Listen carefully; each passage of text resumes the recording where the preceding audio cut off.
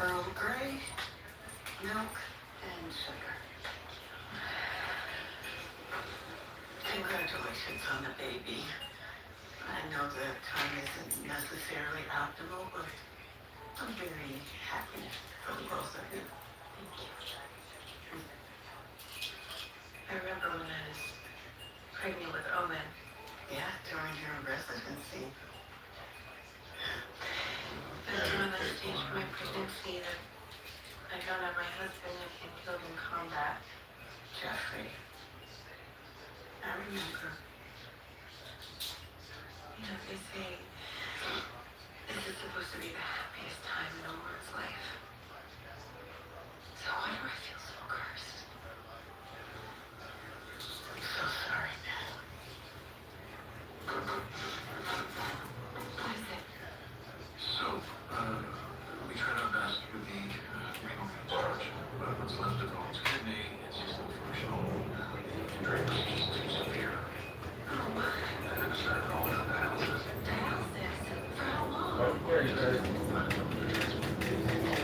out to organ donors and I feel I just must emphasize here that it's by no means a death sentence. It's young and is a transplant.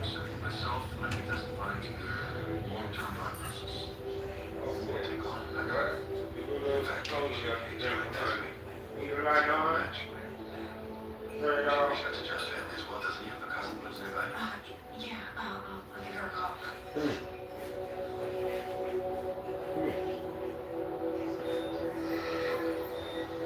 This is not the way I want to remember you. I thought we were going to be together forever. It's you and me, baby.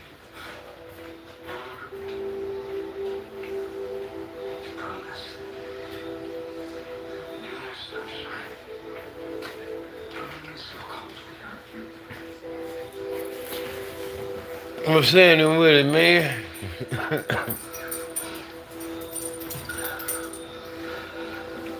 I have to make sure my wife is situated.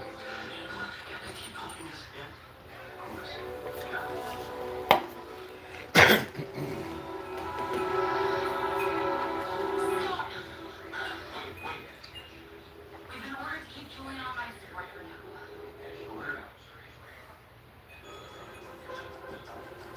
Accessibility elevator? Please. Guard up. What's happening with it? Chilling? Ticket scanner. Bicycles? Public bicycles? Just take care of my wife, bro. Please stop. Station. Train station. Harvey boat? Cruise? Dinner cruise? Ferry?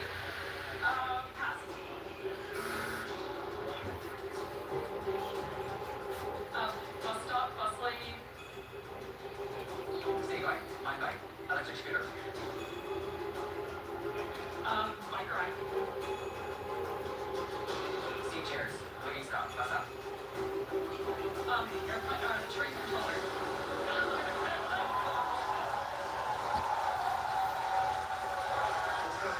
Yeah, it is. I ain't got the fans on. So I might have to use YouTube fan sound instead of the fan, because it's too cold, cuz.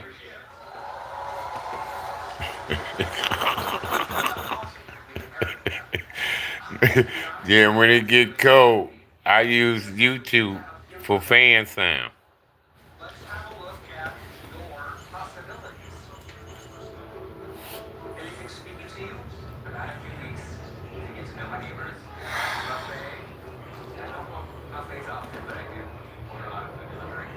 Right by pillows. She's a TV reporter here in Idaho. Yeah, I want a housing dog. Yeah.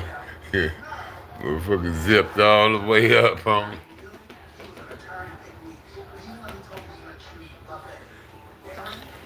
Was it a baseball game today?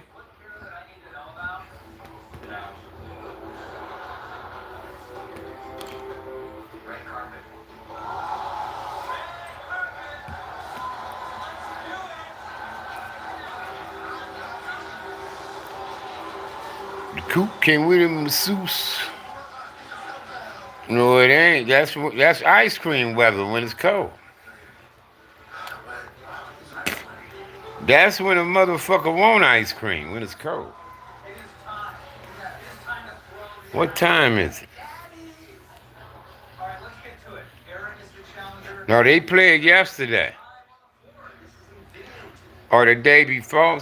Oh, maybe they did play today. Somebody told me the score was 3-2 earlier. Uh, Dodgers. See that triple play? The Mariners did. I mean, the Brewers did.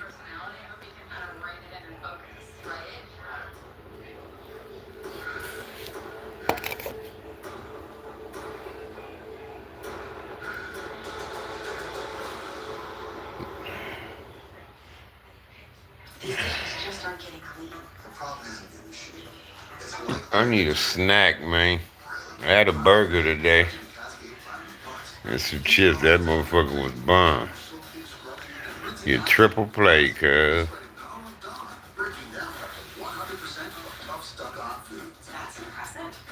Dodgers still won the game, though.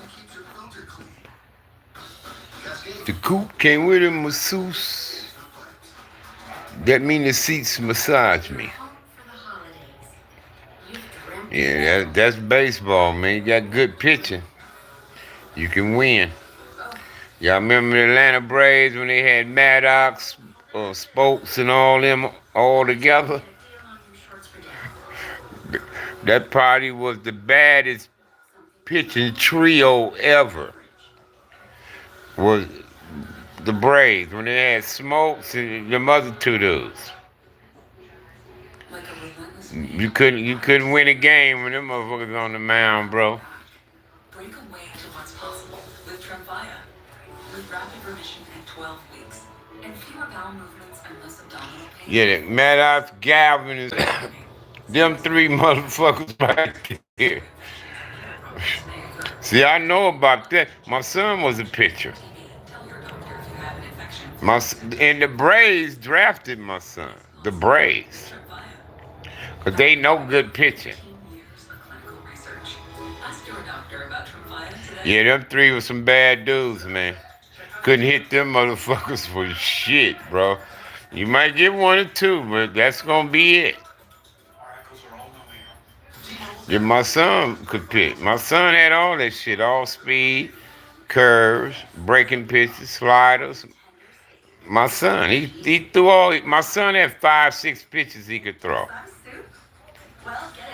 Yeah, it was the Braves drafted my son, but he got traded to the Cubs. He got traded in that trade when that big brother from California. He's from Rancho Cordova, up there by Sacramento somewhere. He was the first baseman. He's the first baseman on the Braves, but the Cubs wanted him. And they traded for him and all that, but they wouldn't complete the trade without my son. They said they wanted my son too in that trade. So that was the last thing the Braves had to do. Yeah, he was a black dude. He's from Northern California. I think he's from Rancho Cordova, up that way. But he was a home run hitting dude. He could hit the ball. He could hit it out the park. He ain't play long, though. But back then, he was a hot commodity back then. And the Cubs traded to get him from the Braves. But they wanted my son too. So that's how my son ended up in the with Chicago. Then that dude went to Chicago. Yeah, he was a black dude. I can't remember cuz name though. But back then he was the shit. He was the man. He was one of the top home run dudes. Like I say, he hitting the ball out the park. That nigga was. But he ain't play long, cuz. He might play 5 years, 6 years, and you don't hear about that nigga no more.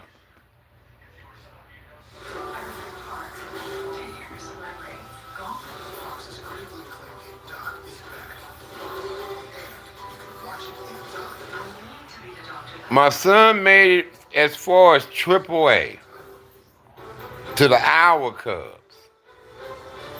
He didn't get to the big leagues though, cause he ended up getting ran over. A drunk motherfucker ran my son over. He ended up with a titanium rod in his leg. They thought my son would never pitch again. He ended up pitching all around the world, man. He just started pitching for whoever paid him the most.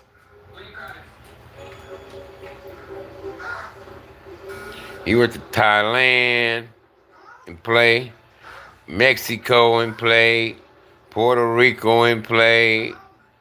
What other country he went to? But he played in the Independent League. Played for that Bridgeport, Connecticut team. Played for another team.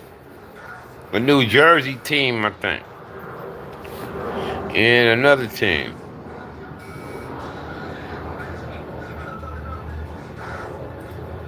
The Celso Fielder. I remember Ryan Howard. Mo Vaughn. Remember all them.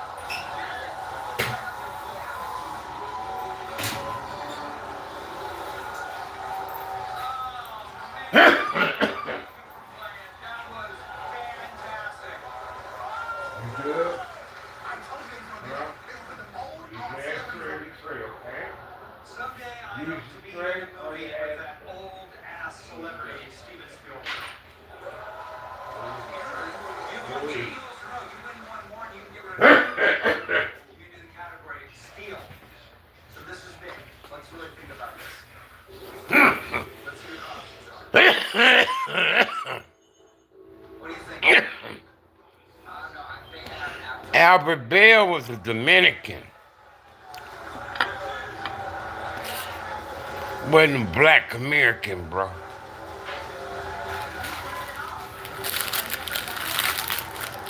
What's up, Snipe? Snipe? A lot of black Americans don't play baseball too much no more.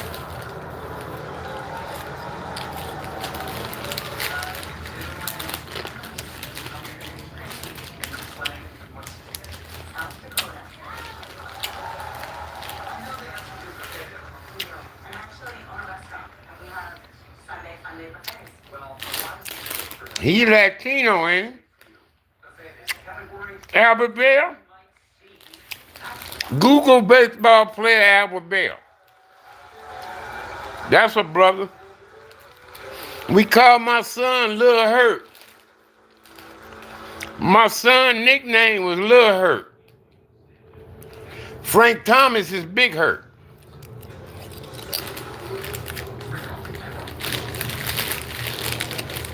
That was my son's nickname, Little League Baseball. Lil Hurt. Where he's from? Where was he born? Albert Bell. Yeah, that was my son's nickname. Lil Hurt.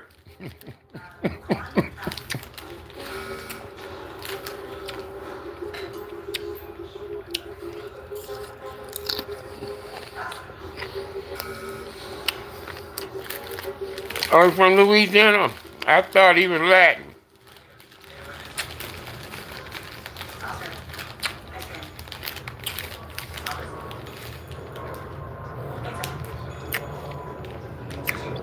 Thought he was Latin.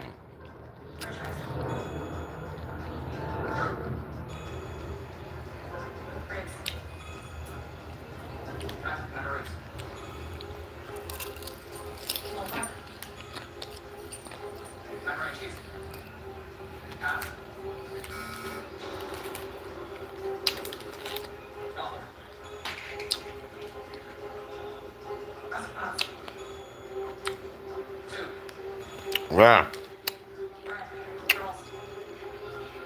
That was bad with me. Motherfucker knocked the shit out of the ball, though.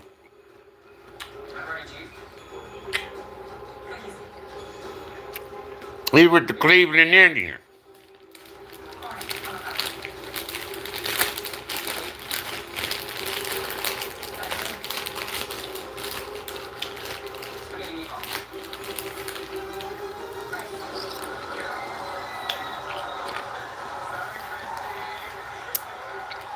Man, knocked the motherfucking cover off the ball, bro.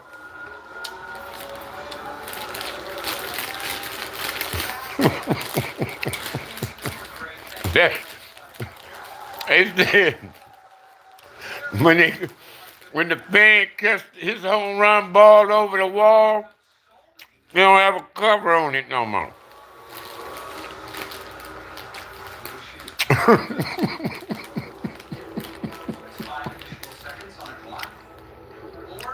I ain't lying.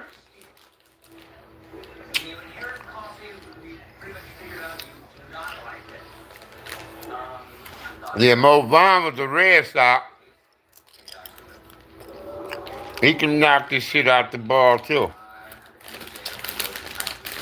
Barry Bonds.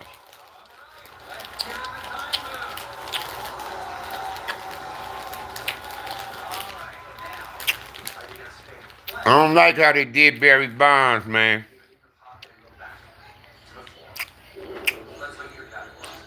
Yeah, the sweet swing.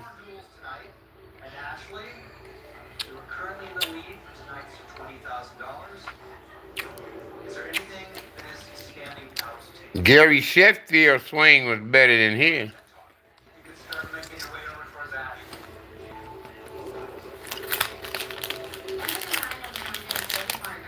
The only reason why Griffey looked it good because he was left-handed.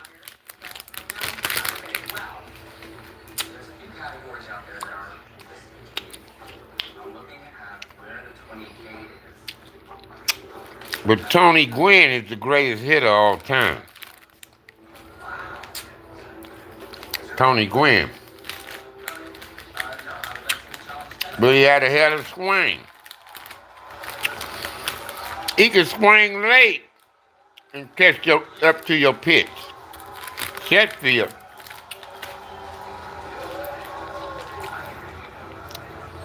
That nigga swing late. What? And still get it.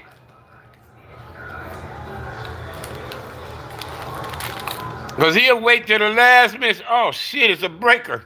It's a breaking pitch. What? Oh, it's a curve. What? He'll wait till the last minute and catch up to it. Some motherfuckers see the pitch coming, think it's a fastball, then it breaks. Boop! And they can't change the swing. They like, fuck. But Setfield and them, they can wait till the last fucking minute before your ball break or do what you gonna do, and they see what that pitch is. What? They hurry up and get it.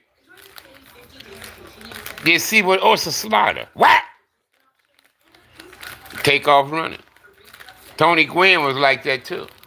$600 a year. If you're thinking costs, you can save up to that much by switching to unlimited plans from big wireless to consumer cellular. And You gotta be good. See, I play baseball, man. I know what I'm talking about, man. I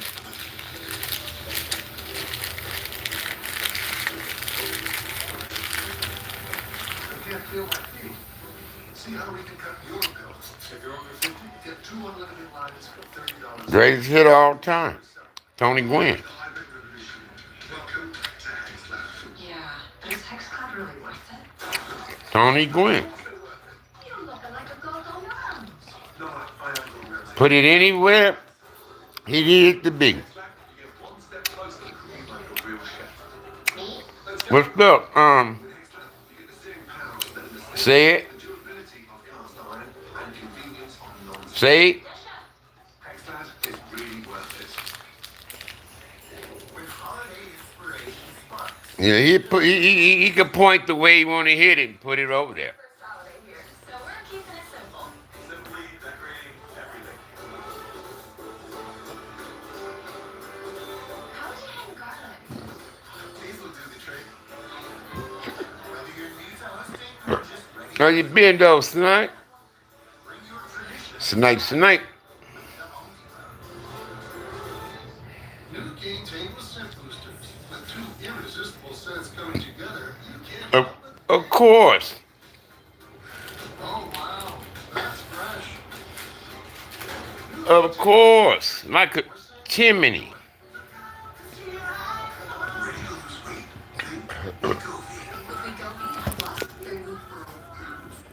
I lost 46. Like a chimney, man. For the first time? Tonight. I know you gonna do the right thing, brother. I don't worry about you. Now, it might be a couple cats when I don't hear from them and whatever else, but you, if I don't hear from you, man, I don't worry. Know what I mean? Because I know you doing the right thing, brother. You know, you focus. You focus on your craft. You know what I mean?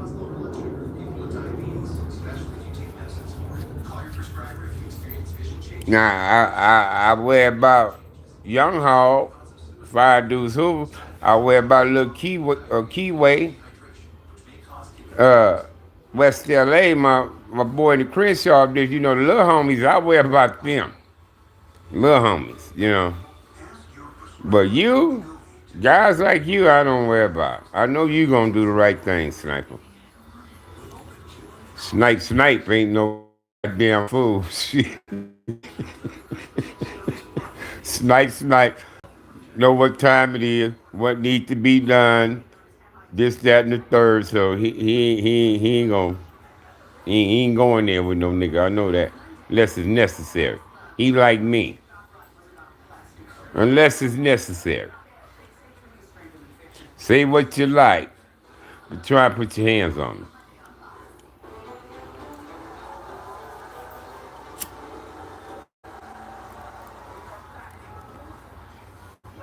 You know what I mean?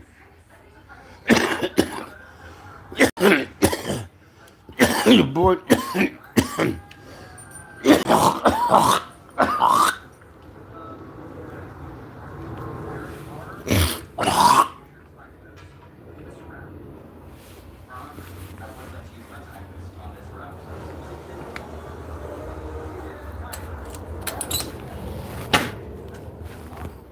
Man, that blew your boy back out, man. Shit. It feel like it blow a hole in my back when I cough. You good? Where you put you in? Where you put you in? Okay, I see it. Still smoking? You good for right now? You still smoking? Huh? Yeah. I was gonna move your stuff.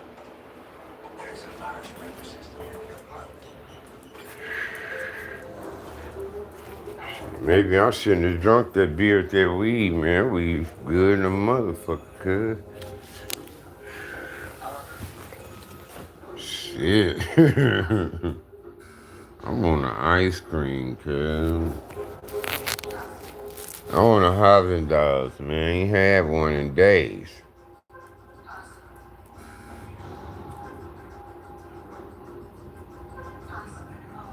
Yeah, exactly, Snot. Motherfucker, say what you like, do what you like. Just don't try to put your hands on it. Now, the only way you gonna get hands on me if you sucker punch me or something like that. I ain't paying you no mind and you bip, that kind of shit. But I don't allow them kind of niggas around me. You know what I'm saying? I know them kind of niggas, man, who do that kind of coward ass shit.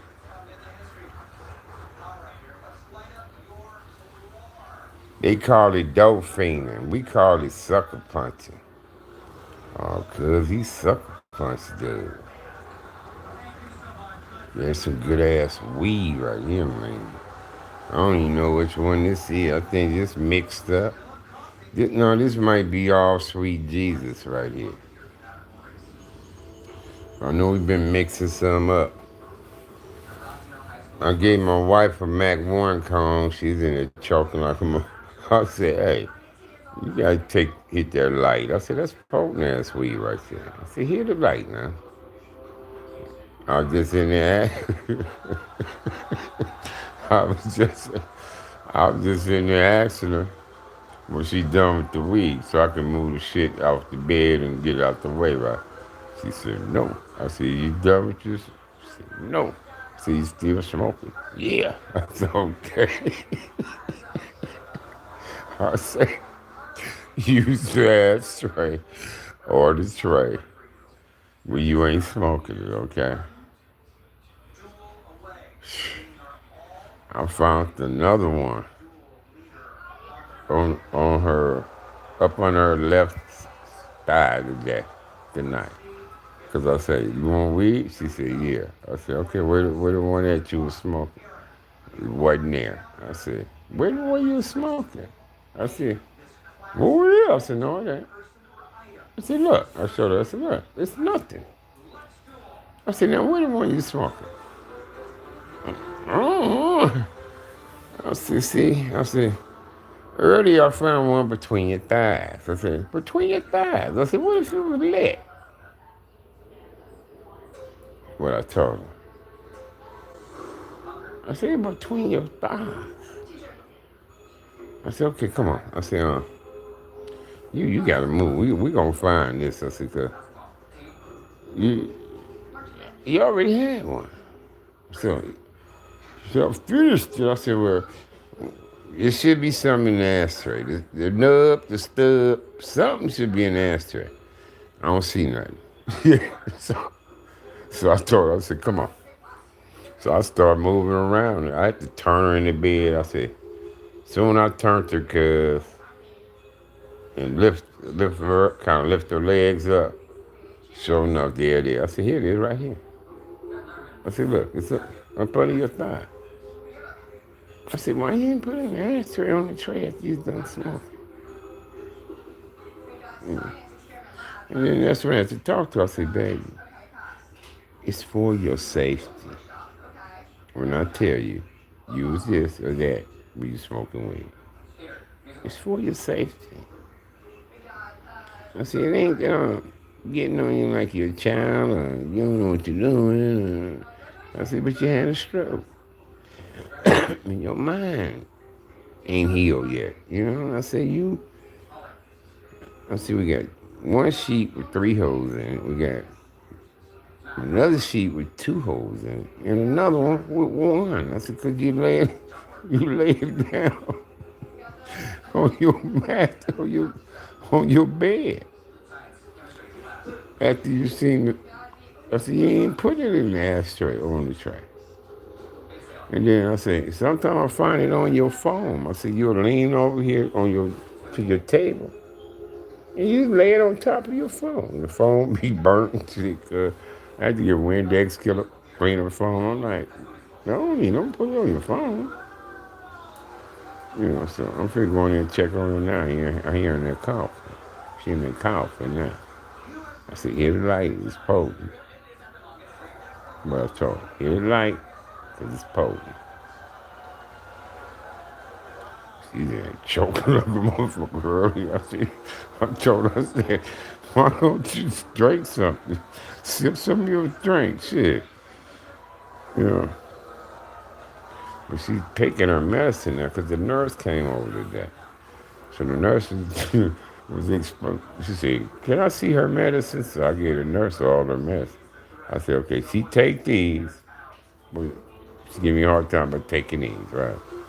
So the nurse is going, she said, "Oh no, she got to take these. These is important." So she telling my wife, "Hey, you got to take your medicine. It's important." She said, "This for you, this for that." So I started writing it down on the bottle, and she started helping me. Like, write on the bottle what it's for. I said, because other than that, I had to go find the papers and see what this is for. So she helped me write the information down. Now my wife taking them now. She's taking all her shit like she's supposed to. But I've been telling her, I say, you got stuff to help you with that. With your memory and this and that and the third. I say, but you don't take it. That's what I tell her. I said, but you don't take it. I said, now, if I'm trying to give you something, it's to help you. I said, like how you get sad. I said, you got depression medicine. I said, you got depression medication. I said, you know, you be getting sad. I said, you got something for that, but you don't want that neither. So she give me a hard time about it. But when the nurses come and they say something, she'll take it, cuz. That's why I need a nurse see her at least 2 times a week to help me stay on her ass about it.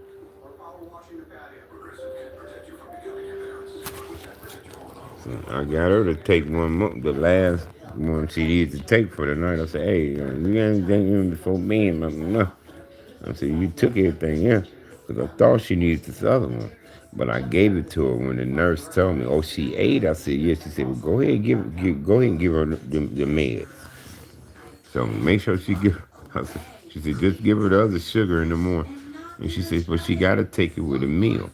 And my wife be always talking about, she don't want none, but fuck that, cuz. I'm going to make some. If it's just a fucking egg and some toast or something to take with her medicine, then she going to eat something.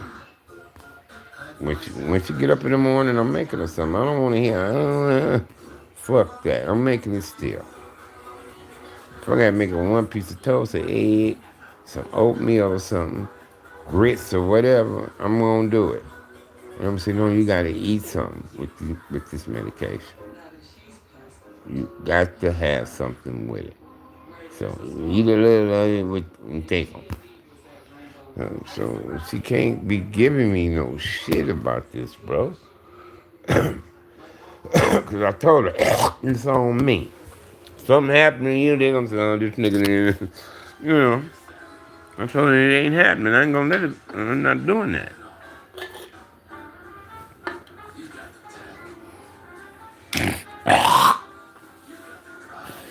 Mm-hmm. Mm-hmm.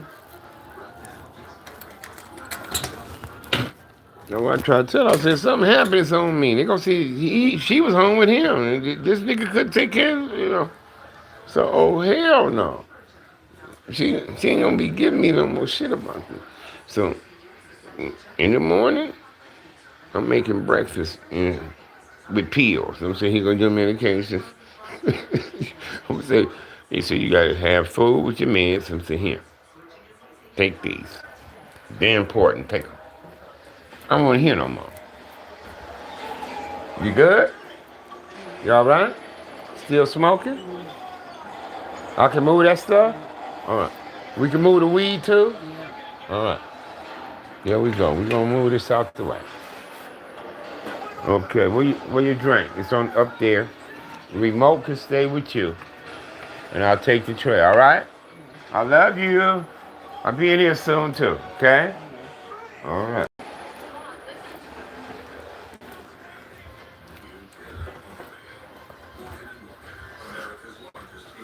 See, I got to keep up with her, cuz. Check on her and all that. This, that, and the third. See, that beer really gonna make me crash. I shouldn't have drunk that beer though. So I'm gonna crash for real, for real. But I don't want to sleep too heavy.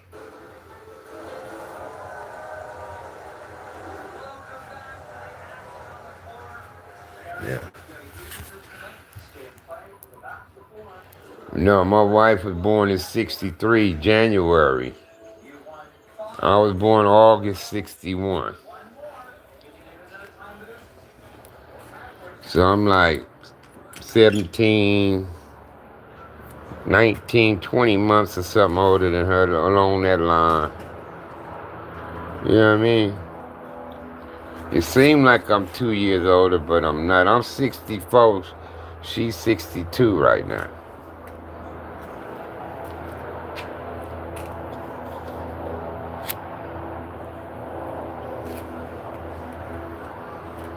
You know what I mean? Then I turn 65. She'll be 62. But then she'll turn 63. You see what I'm saying? No, my wife went to Mary Anderson Elementary School, Willowbrook Junior High, in Centennial High School. I went to Mail Street Elementary, Tibby Elementary, Roosevelt Junior High, and Dominguez.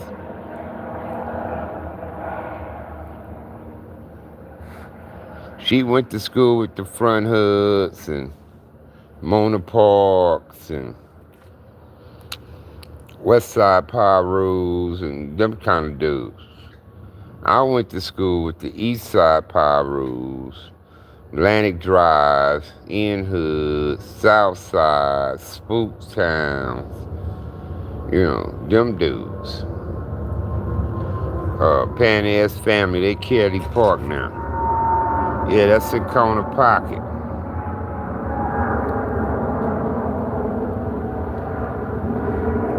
Corner Pocket. I went to elementary school in Elm Lane, Piru Hood, in West Side neighborhood, Piru Hood, is where I went to elementary school at. I went to junior high school in the South Side. And I went to Dominguez at the edge, almost to Paramount, city of Paramount. But you have to go through the whole East Side Piru to get to school. Yeah, Tibby. I went to Tibby. They bust us at Tibby. We got busted Tibby. I went to Tibby in the 5th and 6th grade. But 2nd, 3rd, and 4th grade, I went to Mail Street Elementary School. And then 5th and 6th grade, I went to Tibby. They bust us over there. We had to get on the bus. That's when they changed all that, the districts and all that shit. And they put us on the bus to Tibby, man. They way over there on the west side. I mean, motherfuckers used to miss the bus and shit. And the parents on roads, they don't see their kid come off the bus. They like, where my motherfucking son at? Where my daughter at? Had to go way up there to get them. You went to Longfellow and Walton, okay. Yeah, Longfellow's on the White. Walton is on Greenleaf and Wilmington.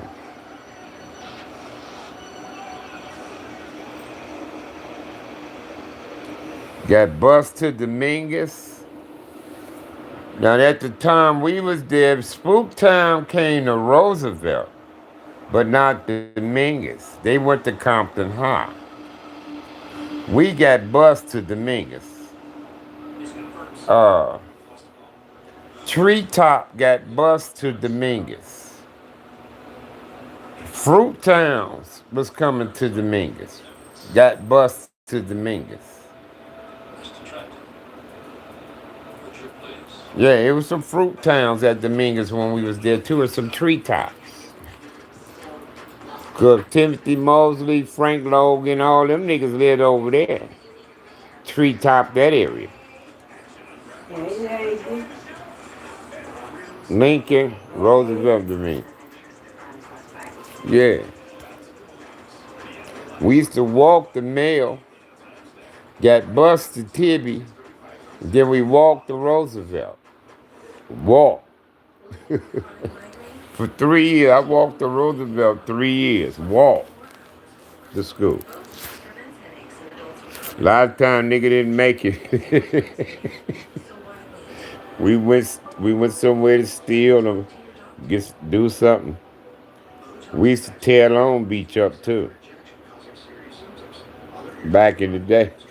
North Long Beach, burglaries, we was breaking everybody's shit in North Long Beach.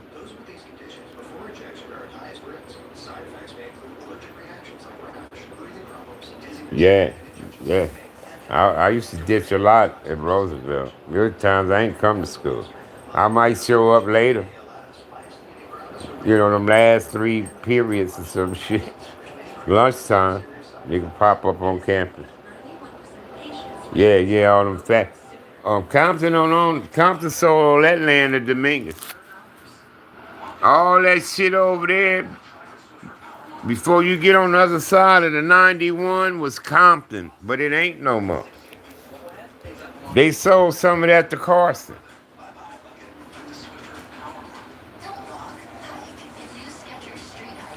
Yeah, Compton sold some of that area to Carson. Yeah, yeah, yeah. Atlantic Drive home, they was coming up off of them motherfuckers. They had all kind of people over there. It was one of them car stereo people had a warehouse plant over there. What was it called? JBL? Yeah, Hitachi, them TV people. But no, you remember the car, that's when niggas was into them goddamn block punts. It was a something wood. Them motherfuckers is what I'm talking about, them stereos. Niggas is still, you better not have one of them motherfuckers. Niggas stereo, you come out window busted, stereo gone. You be like, man, what the fuck? Yeah, Claude McDonald, my brother Hub went to Claude McDonald. Alpines, yeah, Alpines, block punts. What was the wood one called? Something wood. Pioneer and something wood. Yeah, my brother Hub went to Claude McDonald. The homie's daddy ran that school. Big dude. Danny Orr and them daddy. Mr. Orr. Kenwood, yeah. What's up, Victoria? Yeah, Kenwood. Block pump. Niggas will steal the shit out of them. You get 200-300 for them stereos, cuz. Depending on which one you get. And then if the nigga can get the equalizer too and all that shit out of there, nigga make him a quick 500. Quick. With those, them goddamn stereos. My brother Hub was stealing them too. Hub was stealing them. My brother, Danny Orr and them daddy. I can't think of the daddy name. We called him Mr. Orr though. He's a big bodybuilder dude too. Like Tookie there, he's a big yoke dude. Mr. Orr. It was Danny Orr and the other Orr. They lived on Santa Fe. But yeah, Claude McDonald. It was right there on Compton Boulevard between Santa Fe and Chester.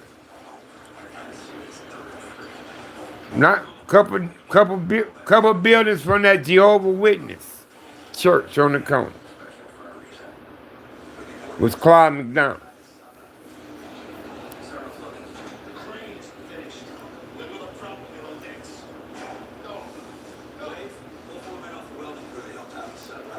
So, curl, your niggas are breaking in them factories. But the Atlanta dry homies getting their shit a different way, though. With them factories over there. I ain't gonna be putting their business out here. Plus, one of the homies, rest in peace, though.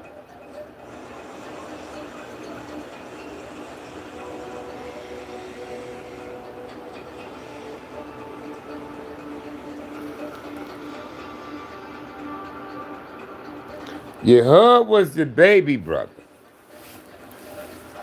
Hub was my baby brother. But that nigga put in the most. See?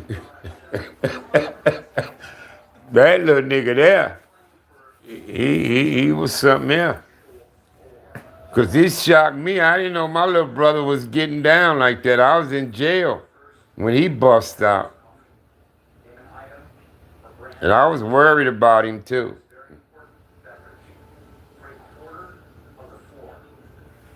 I was born in 61. I think Harold was born in 63. Uh, T-Bone, 64. Hood probably 65. And then Jobo probably 68. So we was all little kids when we came on Rose Street. Jobo was born on Rose. I don't think Hood was born when we moved on Rose.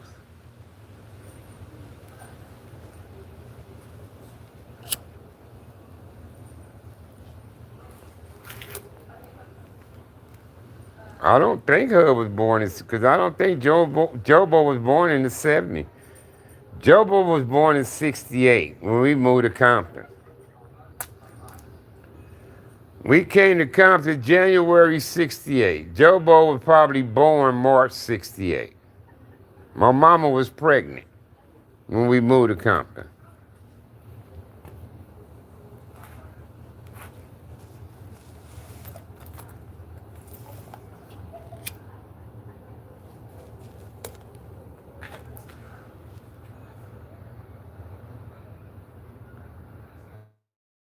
Your hub went to Davis, then Roosevelt, then Claude McDonald. Hub didn't make it to high school.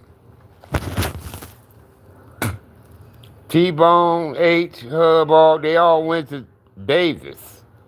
But it was so bad with them fighting all the time, and because them niggas was really fucking with the little Santana. But our main two fighters was Hub and Fat Daddy. They say Hub and Fat Daddy was whooping on niggas up there. They couldn't handle Hub and Fat Daddy. They was gonna get big niggas to come fight them.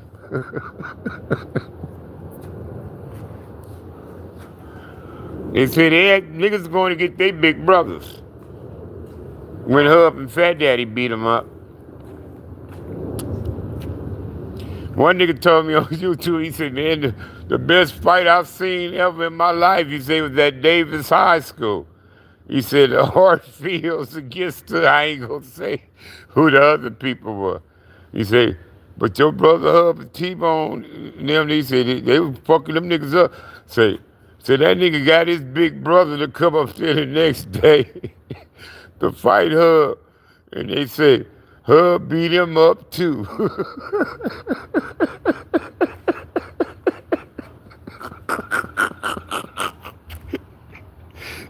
Park Village went to Walton.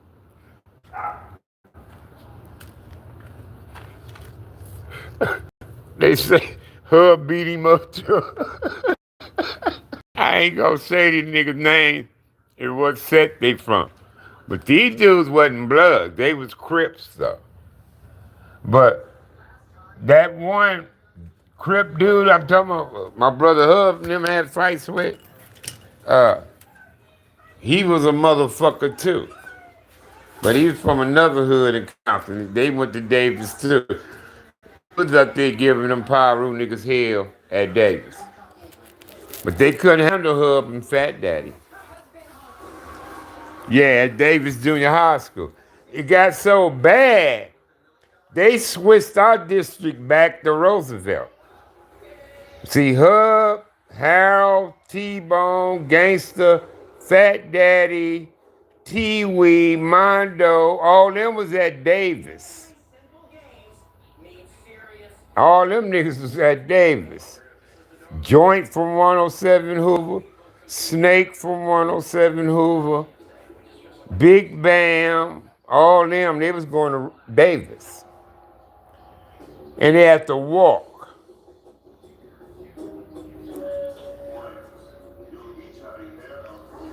Oh, hell yeah. They had to walk because they didn't get bus. So them niggas had to walk from down there to Wilmington and cross 2 tracks to get back to safe territory. But they walk, they fighting like a motherfucker to get home. And like I say, they was getting niggas who wasn't even going to Davis to come try to beat up my brothers and the homies coming home from school. Yeah. Oh, hell yeah. They had to walk. Bad Habit Rabbit, Snap, all them, they went to Davis. They had to walk. They wasn't on the bus.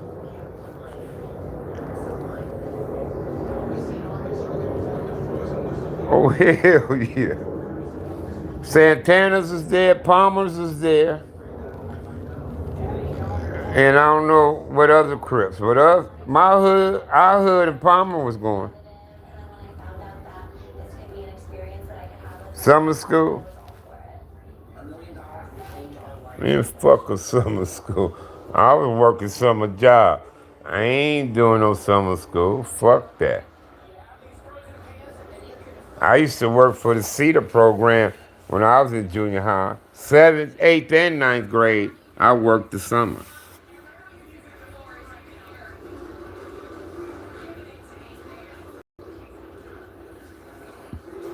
Yeah, they went to Whaley. The Oaks Park side went to Whaley. Marvin and James, the darlings of last week, are both struggling with the frozen pants. Yeah, the Oaks Park side went to Whaley and Ralph Bunch. Also struggling. And the Midtown side went to Davis and Roosevelt. You have to put not only You see what I'm saying? your hands in the pocket. Now, Looks like he's almost there. He's done. back in my time, Midtown side and Oaks Park side went to Dominguez. We went to Dominguez. Yeah, Mona Park went to Ralph Bunch. But when the hood turned Santana, they changed us to Compton High School. Harold, T-Bone, New Bop, all them, Kizzy, Jonathan, Gangster Mondo, all them, they went to Compton High.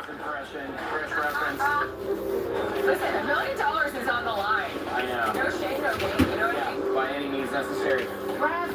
Joanne is through. But it just comes life experience and knowledge that are getting me through a lot of these challenges that the young ones don't have. 25 players have gone through now. 35 still in play. James is trying to stand up right now with the pants on. Either bang it or friction it. Only do those two things. King David is helping Storm. Storm really, really lagging behind. People are panicking right now, as would I. We're 14 minutes into the game. Yes! James is in. James, yes! Congratulations, my friend. Nice work. There you go, girl. Whip it up. This is such a bad spot. Gianna's really been struggling with the pocket for quite a lot right now.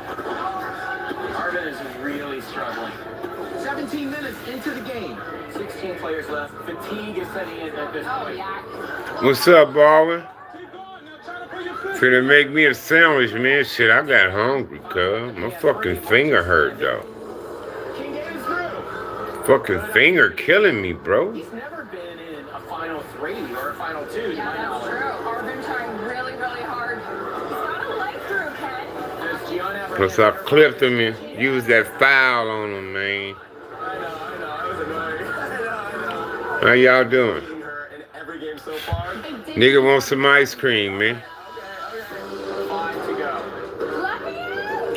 Harvard, you got Nigga need some ice cream, man. Can I get 5 on the cash app? A chime? I appreciate it. James is melting the pants. But me eat a sandwich first. I'm hungry, She cuz. looks exhausted. You gotta feed me. I'm feeding everybody but me. How you been, Baldwin? No more energy left. But you know what? If I need to change a strategy in the last minute, I'll do it. Yeah, back surgery. What, lumbar thoracic? Keep thinking about my kids, because they are watching. Lumbar? What up, P-Town? I can feel it. Let's go, Storm.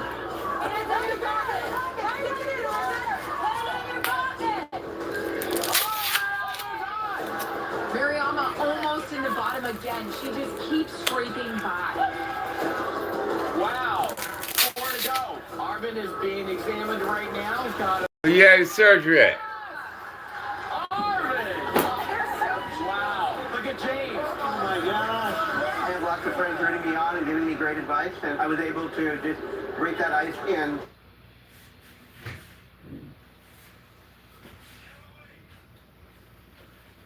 And I say, boogum, my baby. You cast your spell all on me. Lumbar, huh? Wow.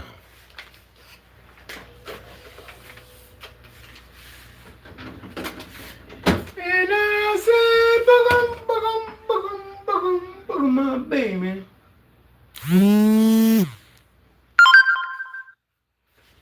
Oh, shit. Somebody bless your boy with some ice cream? Oh, fuck. Oh, man. Shit. Let me go get some ice cream before I make this sandwich, man. Right on, whoever that was. And I say, boogum. Made my evening. You good? You all right? You all right? Okay, because you're saying no. I'm going to run to Dollar General real quick. Do you have to use the bathroom? Anything? Okay, I'll be right back. And I say, boogum. I hope they got some, cuz. No, nigga, you ain't coming. What you running up here for, nigga? Go take care of your mama till I get back. Right on for that blessing, man. And I say, boogum. I've been bumping that cut right there. You cast your spell all on me. At the main hospital in Dayton, lumbar, man. I hope that work out for you, brother. Goddamn lumbar surgeries, man. But they got a little better with them over the years, but I wouldn't let them fuck with mine. I said, hell no, don't touch it. Told me I needed it right away, immediate, emergency surgery immediately. I should have put my motherfucking jacket on, cuz. It's nippy and a motherfucker out here tonight.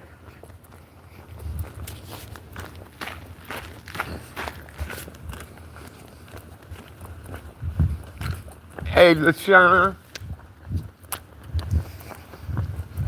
Somebody just blessed your boy Cash out with fiends, so I'm finna go up here and grab me some Haagen Dazs, man. A box of Haagen Dazs, if they got them. Sometimes they don't have shit up in here. I should have put my coat on.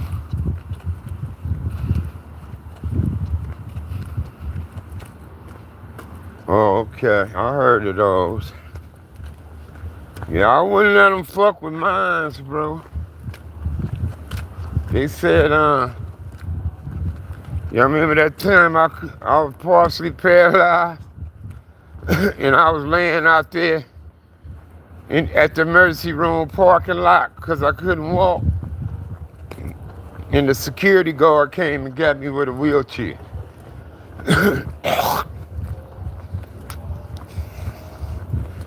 Because the staff said they couldn't come and do it.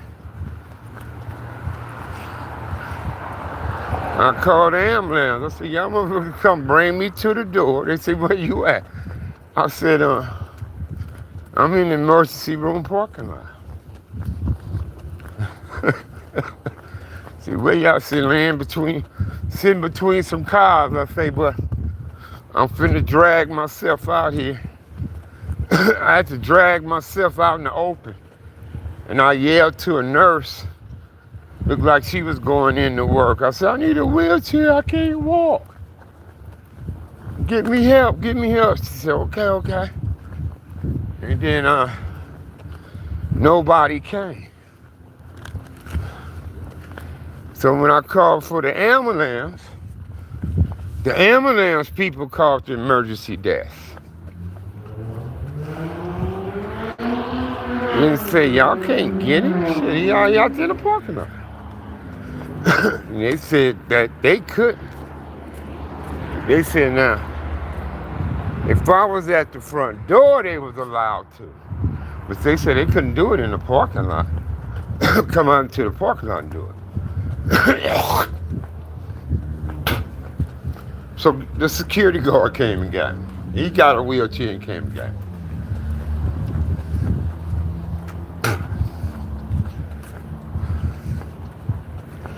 And they wanted to do emergency surgery with the lumbar. I told them, I said, I already got a neuro doctor. I wouldn't let their doctor do it. I said, I'd rather mine do it. If I need a surgery.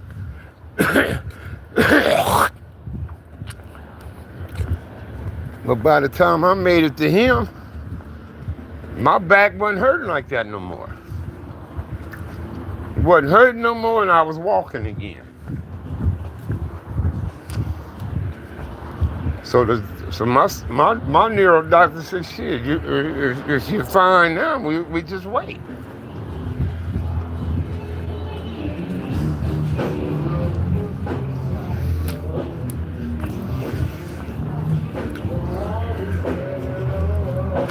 Yeah, the security guard came and got me because the staff said they couldn't. They policy said they couldn't. But they said if I was at the front entrance right there, the door, they could assist me in there. But said they weren't allowed to do it, come out into that parking lot and get me. So they sent the security guard. Now I think the only reason why they sent the security guard because the 911 motherfuckers was on the phone with him. Like, damn, he right out in your parking lot. We shouldn't have to come over there and get him and bring him, you know. I guess they were getting on their ass about it.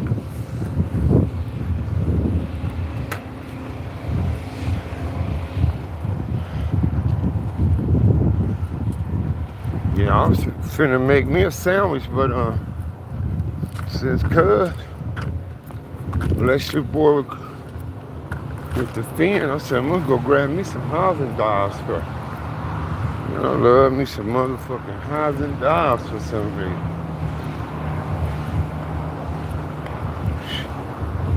Eating them motherfuckers is better than fucking. To me, cuz. I ain't lying. Shit. These 3 for 15. Dutch, cold red, I like cold red. What else we got? Regular. I might to fuck with y'all. I just make a little. All these sodas in here is under the 3 for 15? Which ones? Pepsi's and who? Oh, okay.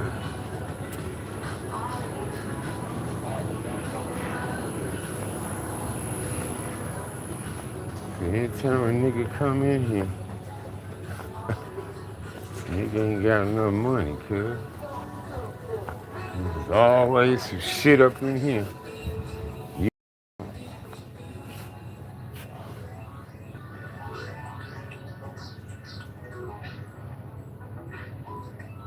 know what I mean?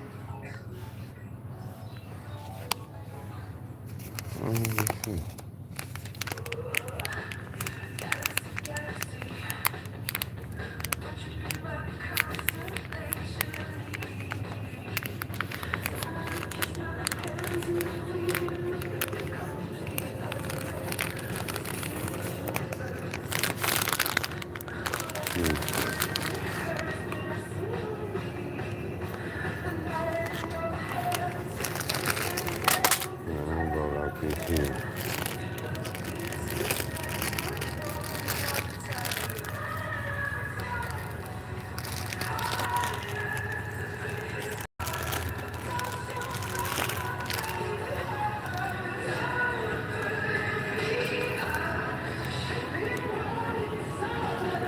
Nigga, these motherfuckers here,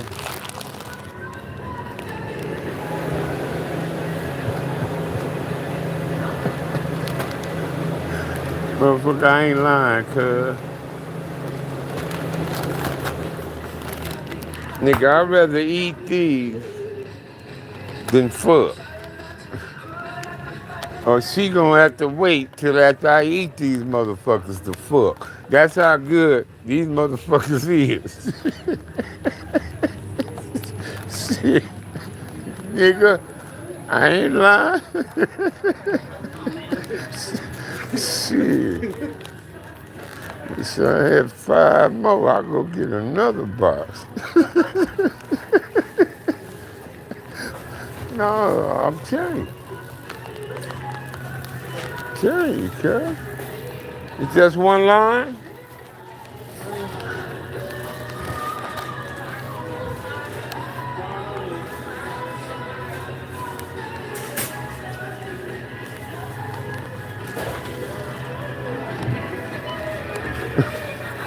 No, I'm serious though, cuz. You got card? Card on it. Yeah, card. Yeah, I'm using card, man. Attention Dollar General customers, we will be closing in 35 minutes. Yeah, I'm telling you, cuz. It's good, man. You want to laugh? Yeah, I'm on YouTube. I got a channel.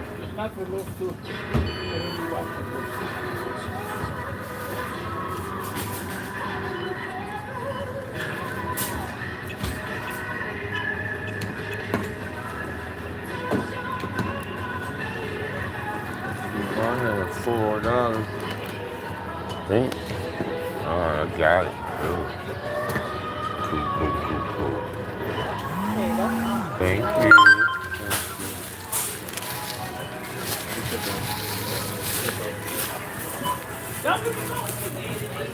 Yeah.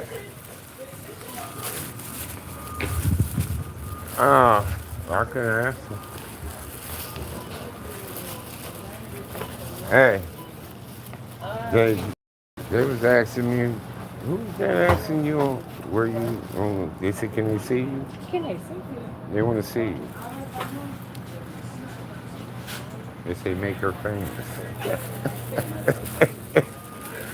Yeah, I see her a lot when I come in here. She from where she told me she from? Illinois. Cause I said, you must be from the South. And she told me, no, I'm from Illinois. I said, Chicago? She said, no, somewhere else. She said, I said, Harvey, Illinois. She said, I know where that is, but no, I ain't. Yeah, she cool. I didn't want to show her without getting, not Chicago. She told me, I forget what part of Illinois she said she was from.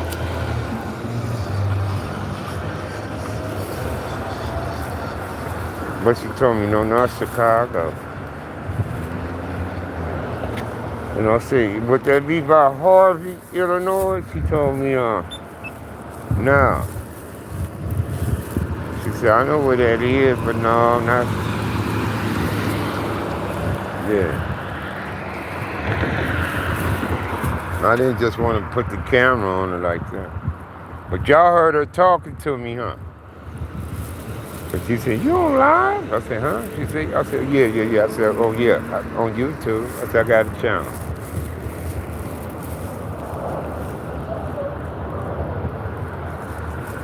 Y'all heard her talking to me.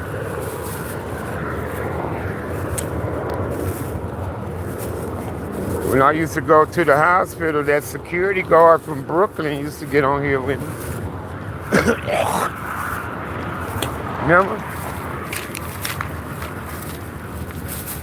You say by her voice, huh?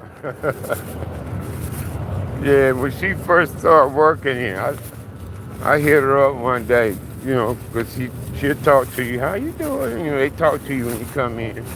Welcome and stuff like that. And one time I asked her, I said, you must be from the South. She said, no, I'm from Illinois. I said, well, that's Midwest. I said, well, Chicago? She said, nah. Then she told me where she was from. I said, by Harvey, Illinois? She said, I know where that is. She said, no, but not Harvey. Ain't by Harvey, Illinois.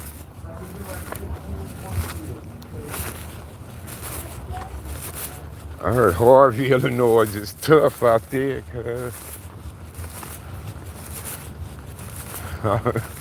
I heard them niggas be acting the fuck up in Harvey, Illinois.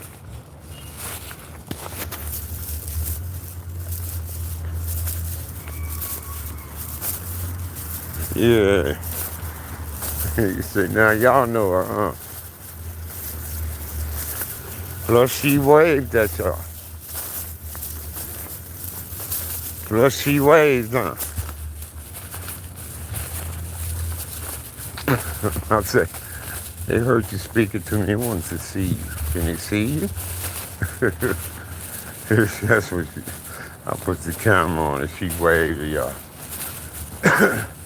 I said, somebody told me to make you famous.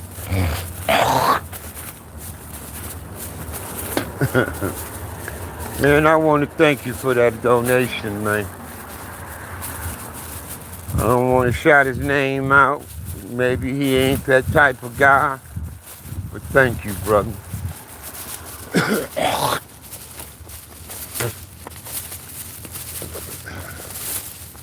Get on back home to this woman of mine.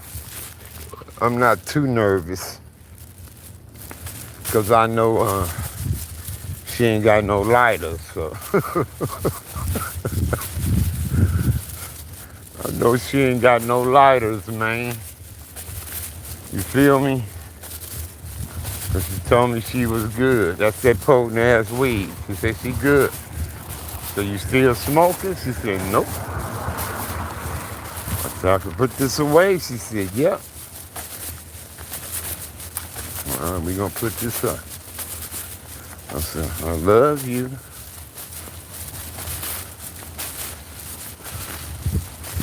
Now I done got hungry, cuz. Hungry, I feel that, but I ate a sandwich earlier.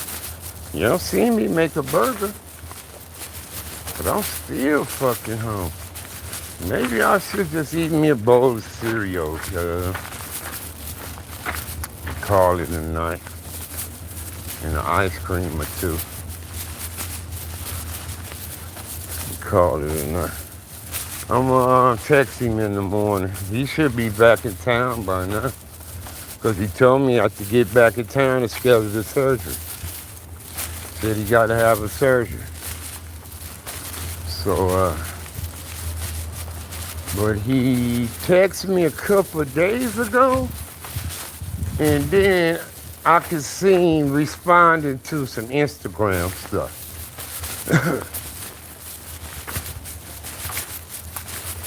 So maybe he go and check out his Instagram and shit like that.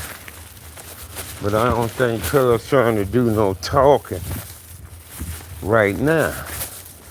Because it was his throat that was fucked up, yo. And it got a hole in it, as a matter of fact. I don't think it healed up. He didn't get stitches or nothing. Oh, yeah. I think he told me he had staples. Or stitches, one, two. He might have stitches. Or staples, one, two. Cause he got that dressing around his neck. So, that's why I say let's keep blessing Cuz, you know, like he's still on here, cause that's his job, cuz the YouTube. So that nigga's paying his rent and eating and shit with that. Thank God he got the platform and shit he got. He could do it with it. I can't do it with it, cuz you know, I ain't got that many subscribers. I don't get too many motherfuckers to come on my shit like here. I'm just honored to be on this platform on Thursdays with him. I missed the Thursday show, man.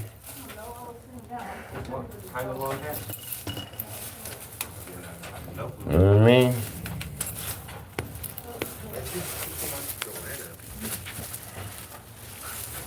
Yeah, I'm thinking about doing cereal, cuz, instead of the sandwich. No, fuck it. I'm gonna make my sandwich, man. Making my sandwich, cuz I'm stick with my first line.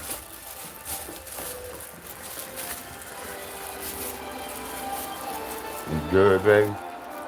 Feel like you gotta use the bathroom? Feel like you gotta use it? No? Okay.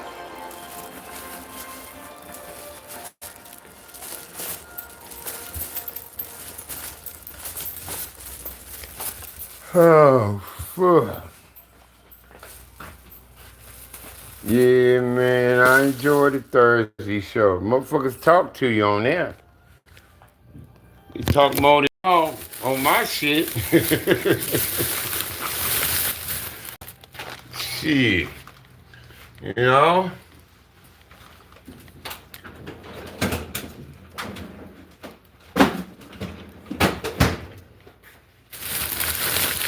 You know what I mean? That nigga shit won't stop rolling. That goddamn shit, when I'm on Thursdays, that motherfucker, sometimes you don't see what a motherfucker said or who showed up. Cause that motherfucker be whoop, whoop, whoop. Mines don't do that. But what tripped me out is, cuz,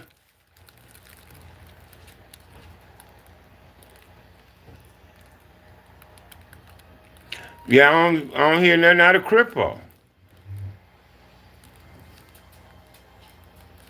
Pip from Atlantic Drive, Michelle Honey Bell, Black Warriors. A couple of people been popping up on mine since he had. I ain't seen Crippo.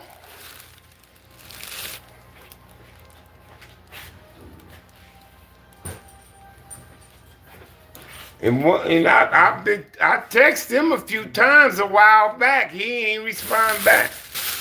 Him and Pip. Now Pip hit me back. Big Pip. Little Pip, Atlantic Drive.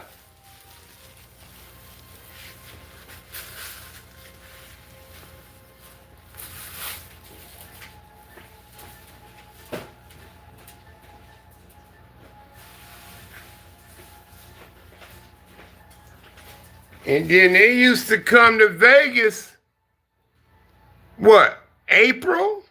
What month? Crippo, S-Gang, and Pep from Atlantic Drive.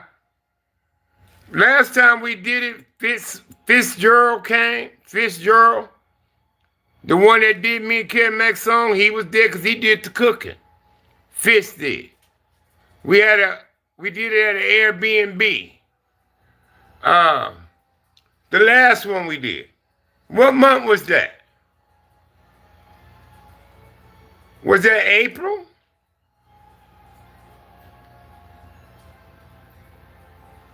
Yeah. But we did it every year. That was Crippo and Pep from Atlantic Drive coming out here. And me and Ken Mack meet up with them.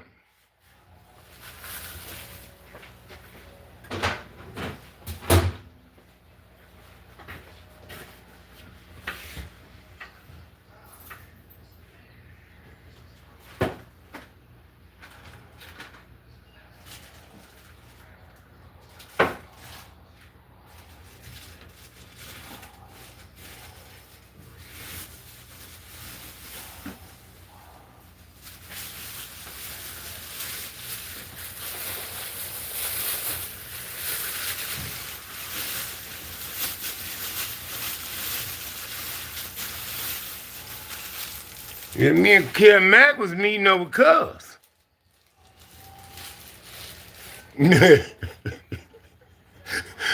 Yeah, that's when we at the Airbnb.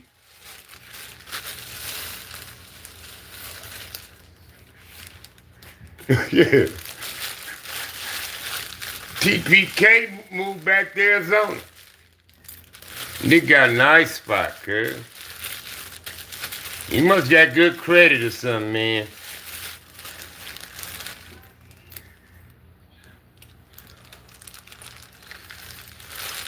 Yeah. Hey. Man, people got lives, man. We don't expect motherfuckers be on here every time we on here, man. It's a lot of people I don't see no more. I just hope they all right.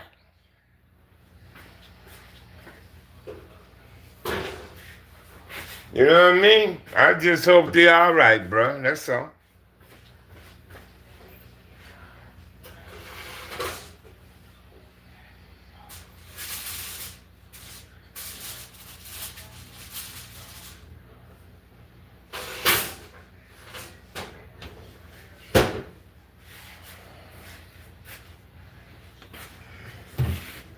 Hey, just look at me. Ain't no tight, man, this cat. Man, your brother's sloppy shirt. Girl, it's all right. You're out of sight.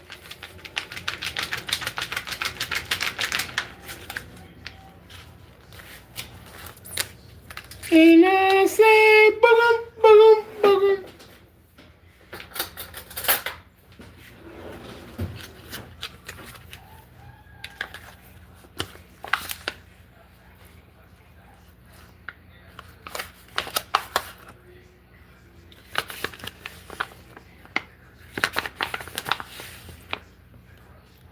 Having me Haagen-Dazs for dessert, man.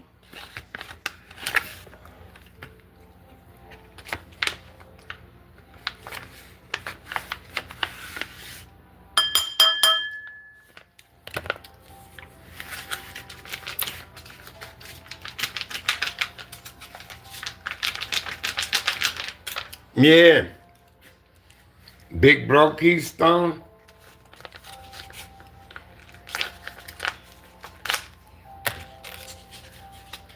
Hope they good.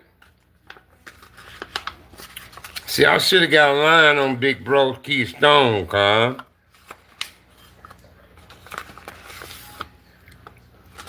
Should have got a line on him. I need Giacomo number.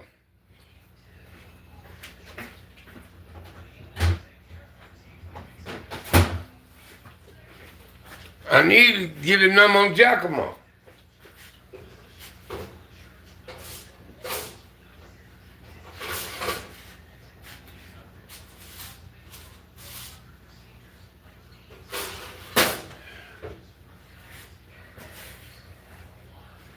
You know, say, boogum, boogum, boogum.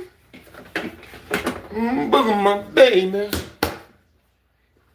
Got your spell on me. With your bad self. Yeah, man.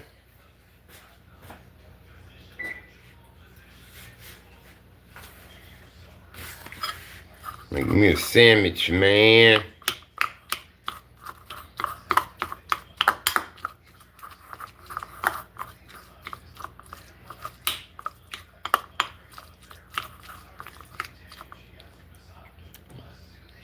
Yeah, Jacomone, Arizona. Mm-hmm.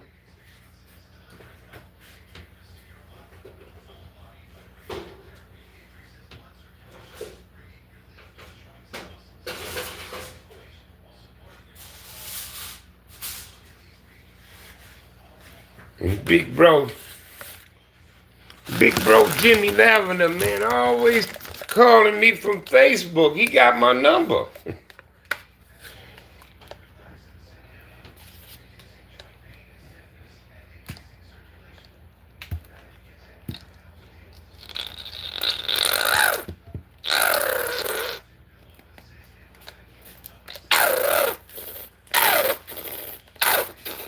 Go ahead and get rid of this.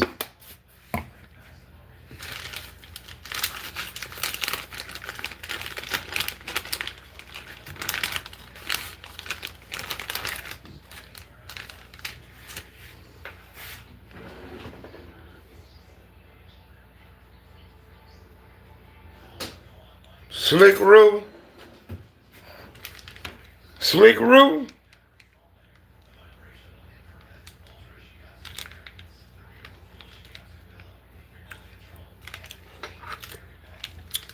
I don't hear nothing out of Altola Marv no more. What's happening with him?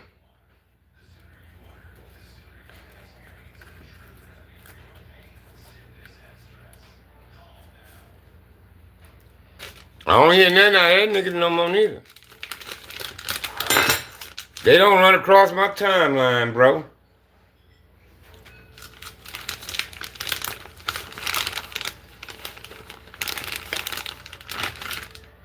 What Whack doing? What Whack 100 doing?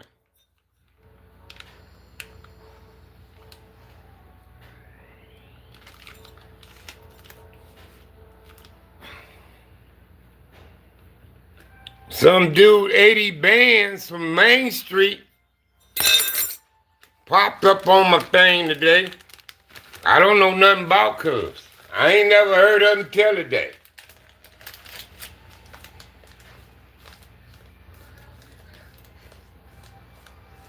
See, I ain't heard shit about him in a while. Last shit I remember about Whack, he was on Gangsta Head about some shit.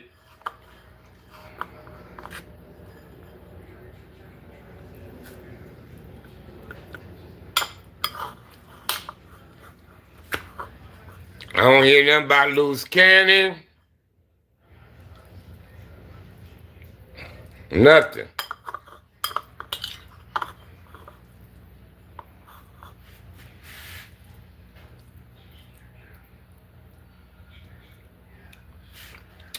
Brick Baby, I don't hear nothing about them niggas no more.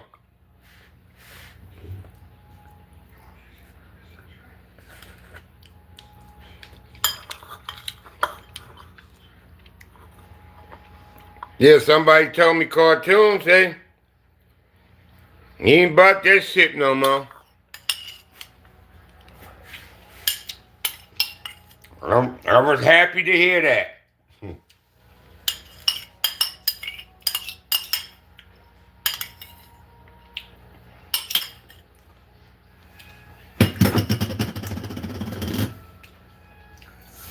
I was happy to hear that.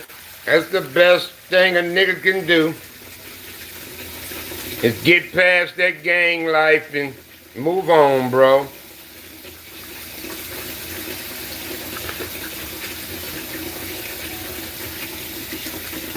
You know what I mean?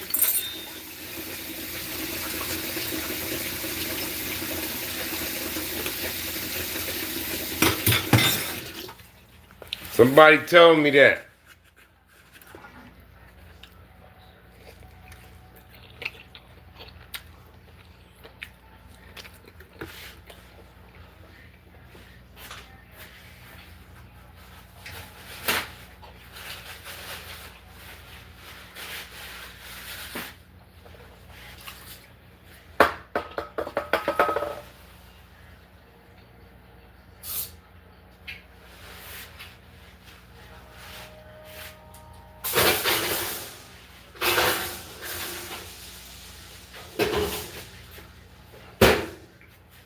Right on, cartoon.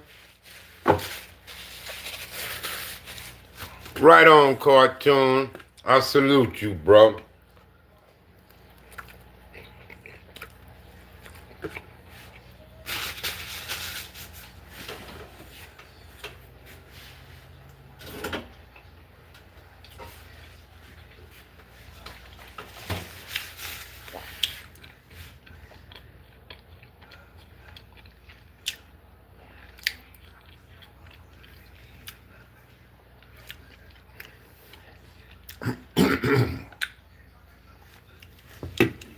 And what they was talking about.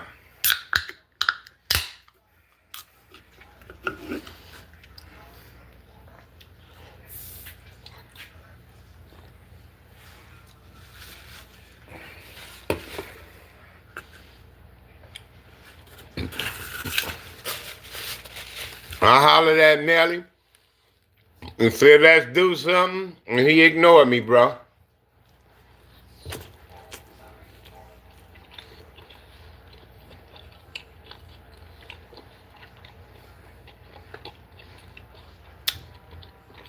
Who funeral?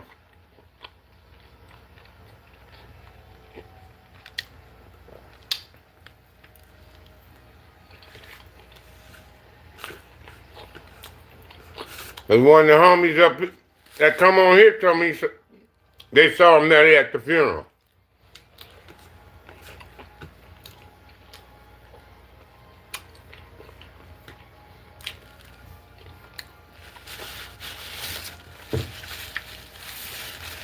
I guess not. Because I got at him, said, let's do something. He didn't get back. And somebody passed away. I can't remember who that was.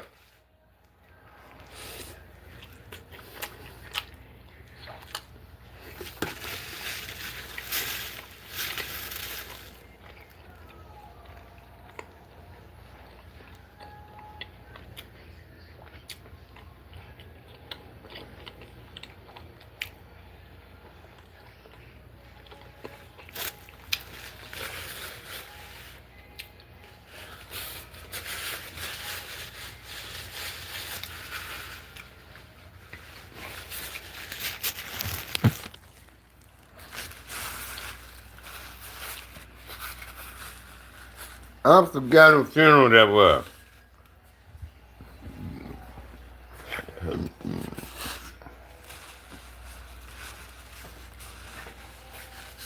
I'm good. I said years ago I'm done. I don't do funerals, nothing, cuz I'm straight.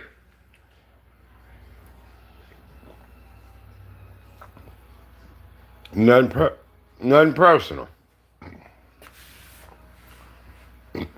Hey, Bernie, it's nothing personal, cuz.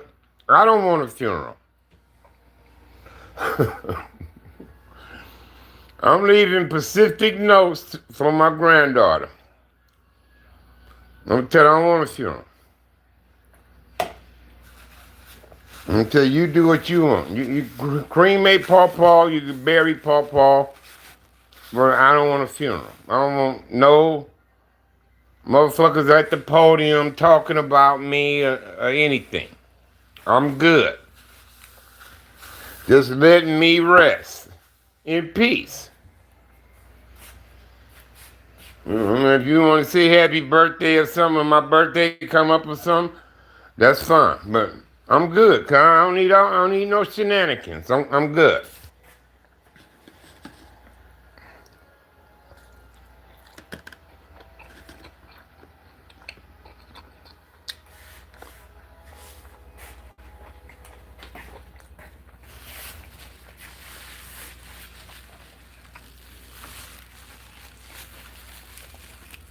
I'm leaving. And now all my shit in order for my granddaughter. I'm gonna say here.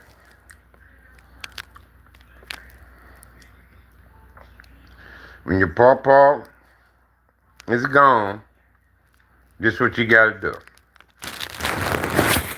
Okay, everything in there. All the information you need for this, that, and that is in there.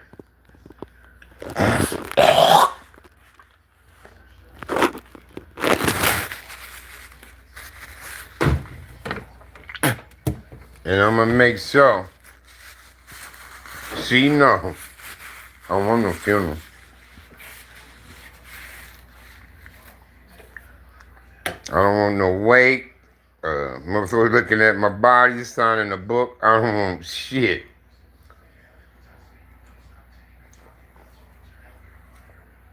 You understand me?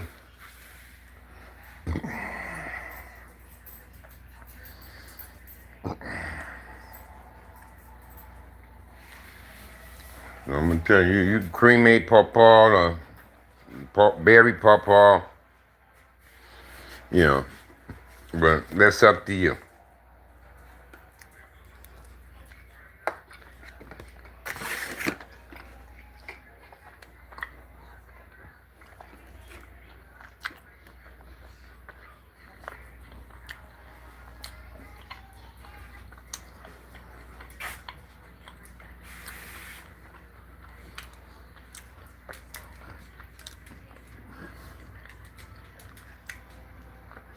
My mama at Inglewood,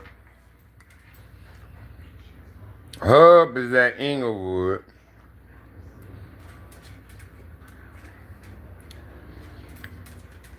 I think BA got cremated. My sister BA.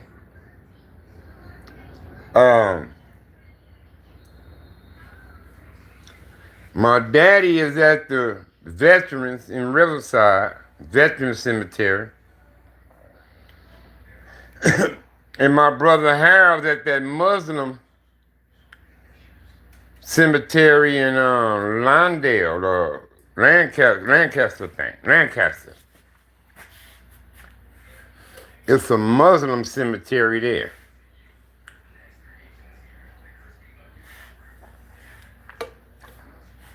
But Hub and my mama is in Inglewood. BA got cremated. My daddy's at the Veterans Cemetery in Riverside.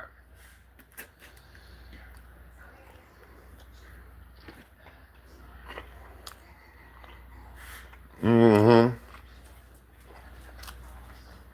That's where my daddy at.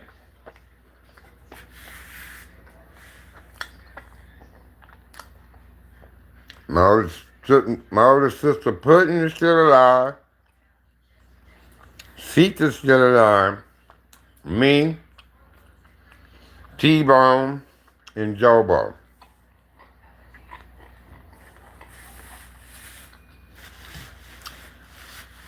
We all still here.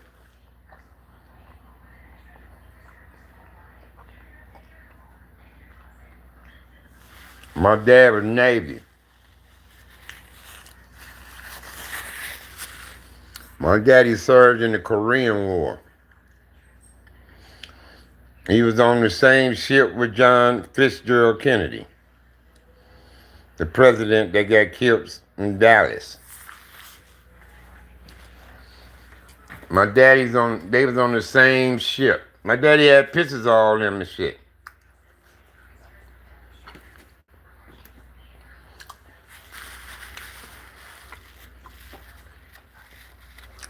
Yeah.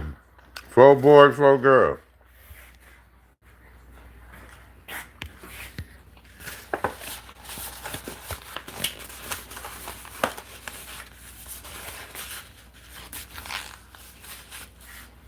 Mm-hmm. And there's 1, 2, 3, 4, 5 of us there.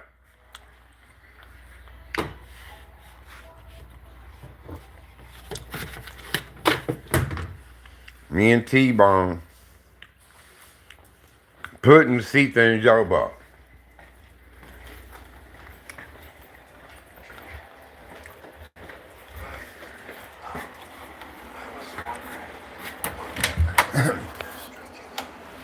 Carter, you need to quit following me around. I'm not feeding you anything else, son. I'm not giving you anything else. Hey, what you following me for? What you want? What is it? I'm about to go to bed. What is it? Huh?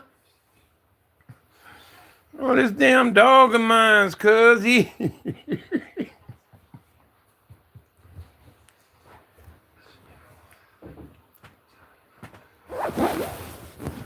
No, sometimes Jobo could show up. My little sister Jobo come out here sometime. Uh,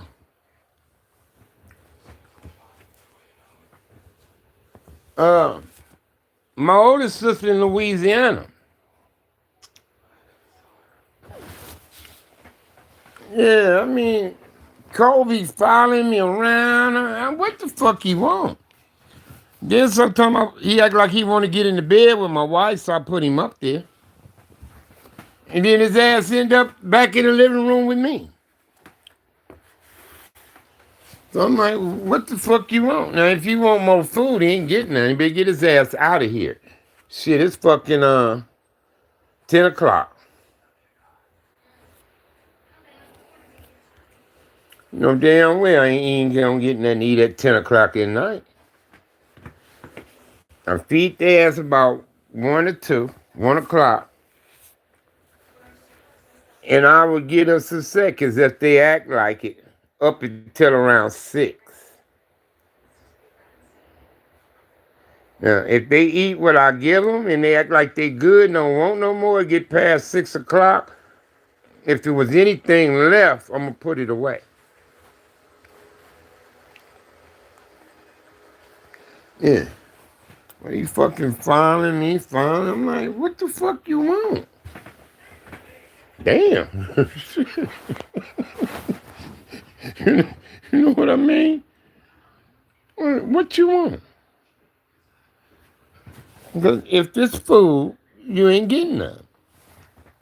And I give him more than the rest of them because he's bigger than everybody else.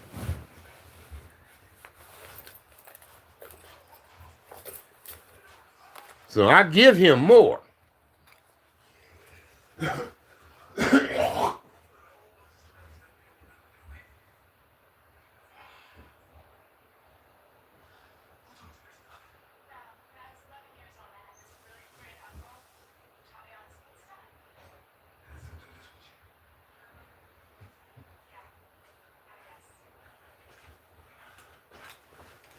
Now his ass up there sitting in the bed with his mama because he realized he ain't getting nothing to eat.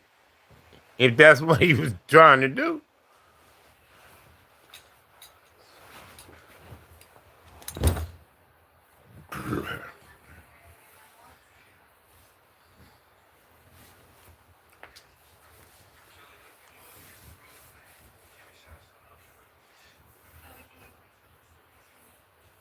Yeah, I think she got some cats and a dog. I got 5 dogs, 3 girls and 2 boys.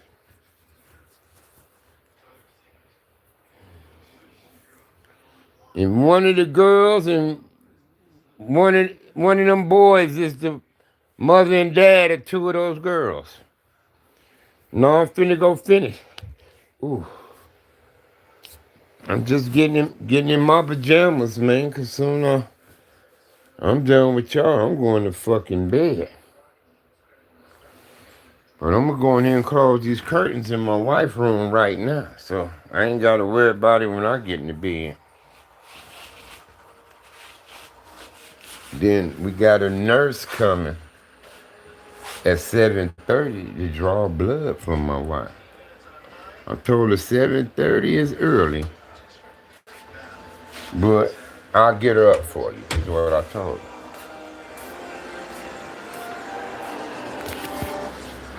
I said, I'll get her up for you.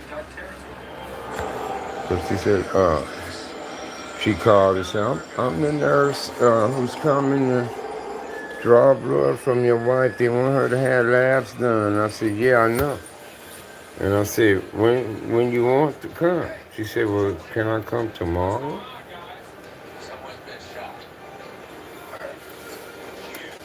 Because she said, the request was made on Monday, but they just got it to me today. She said, so can I come tomorrow? I said, yes. What time would you like? So I could do 6:30 in the morning. I said, all right. I don't know about no 6:30. Then she was saying, was trying to tell me about other times. I said, well, I understand my wife, is all of a sudden. So I say, we don't want to inconvenience you. I say, I know you probably had other things scheduled on your plate before my wife even came up. I say, so you need to do it early in the morning. That's how I won't interfere with what you have scheduled for that day. She said, yeah, that's what I was trying to do. I said, well, I can do the 7:30 if that works for you. She said, yeah, that will really work. I said, okay, I'll get her up for you. And we could do the 7:30. Because I know I'm going to be up, me. If not her, I will be.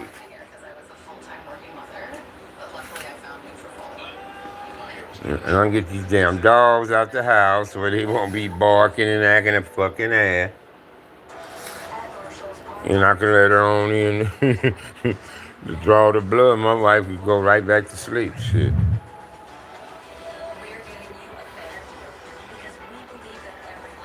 Where Barney go? Kellogg's cereal. Cream, sugar, salt, malt. That's it. Plus vitamins and minerals. Oh, and ice cold milk. It's my wife's company. This was her company in the hospital.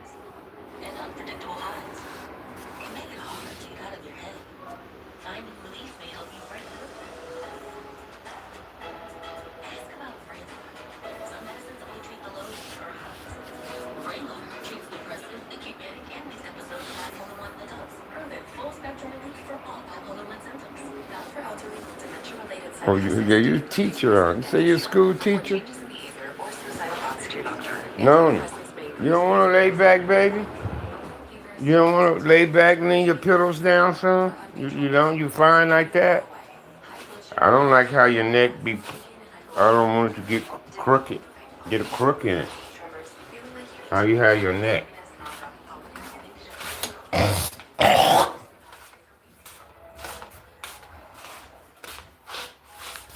Where my lighter at?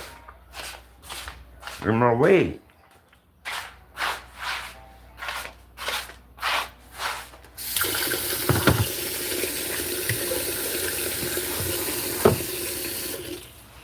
You know my weed. Yeah. I remember now. I remember you told me that.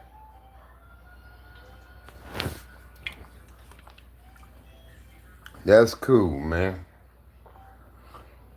I respect teachers, man.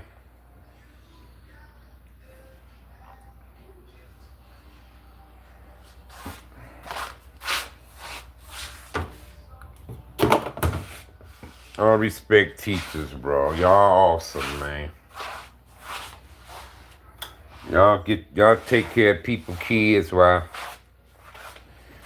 they get to take care of, work, things like that keep their family together. And not only do y'all,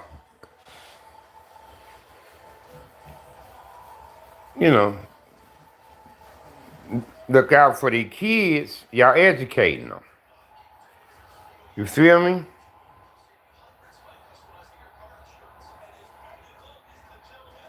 Yeah, these kids these days.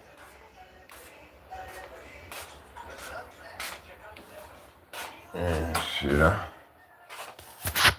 hand washed a couple loads today because I told my wife we ain't gonna let that laundry pile up on us. Now, I gotta take the sheets and towels to the laundromat, though. Feel like I use the bathroom, baby? Huh? Okay, but do you want your pillows to like lean some so you can like be laying back, still your neck sitting up like that, baby? You fine that way? You okay that way? Okay. All right. I'm just concerned about your neck. I don't want you to get a crook in it, that's all. You know what I mean?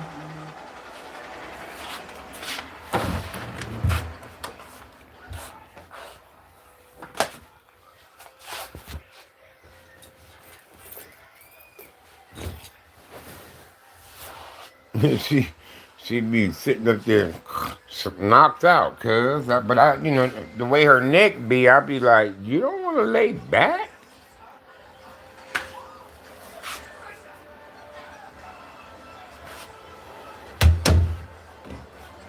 Yeah, I done seen some of the crazy, especially that time I seen that black boy jump on that teacher like that lady teacher, man. The fuck wrong with that kid, man? I would have killed that motherfucker. He jumped on my wife like that. Shit. Up at a school, cuz. I mean, he beating on that lady. No, man, who the fuck, man? Y'all better control y'all kids, cuz. If they gonna put their motherfucking hands on the wrong motherfucker one day, I'm telling you, and he won't be coming home. They won't be coming home to you. I'm telling you. Your motherfucking ass gonna be coming to identify the body.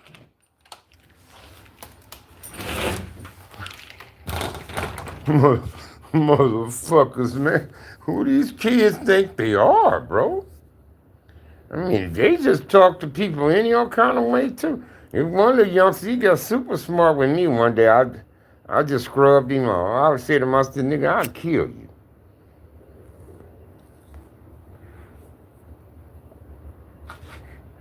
I would kill you, boy. I would put on something y'all never seen me in before, disguise myself, and walk right up on your ass and bop, bop, bop, bop, bop, lay you right there and take off running.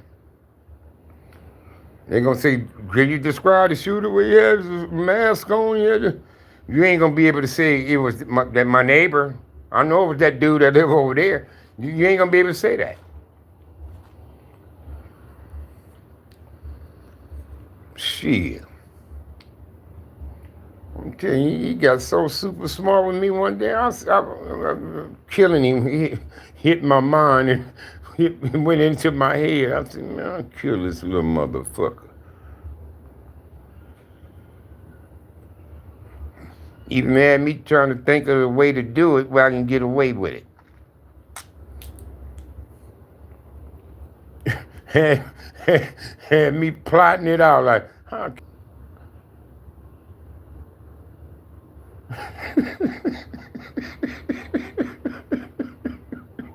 See, I want to kill that little motherfucker talking to me. I'm like, they said, no, they act like he was gonna jump on some boy.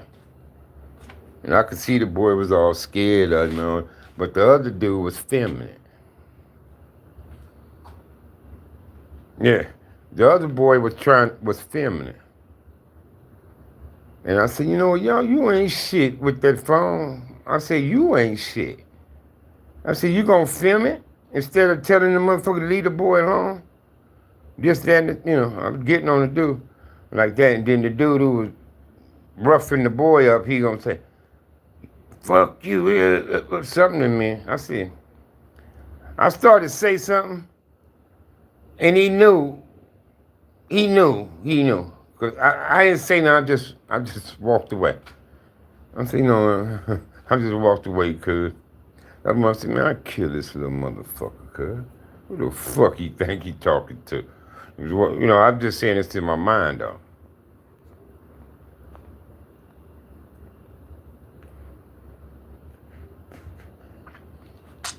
No, man, don't be their parent. You're not their fucking friend. You're not their homie. You their fucking parent, bro. That's what you be with your child, the parent.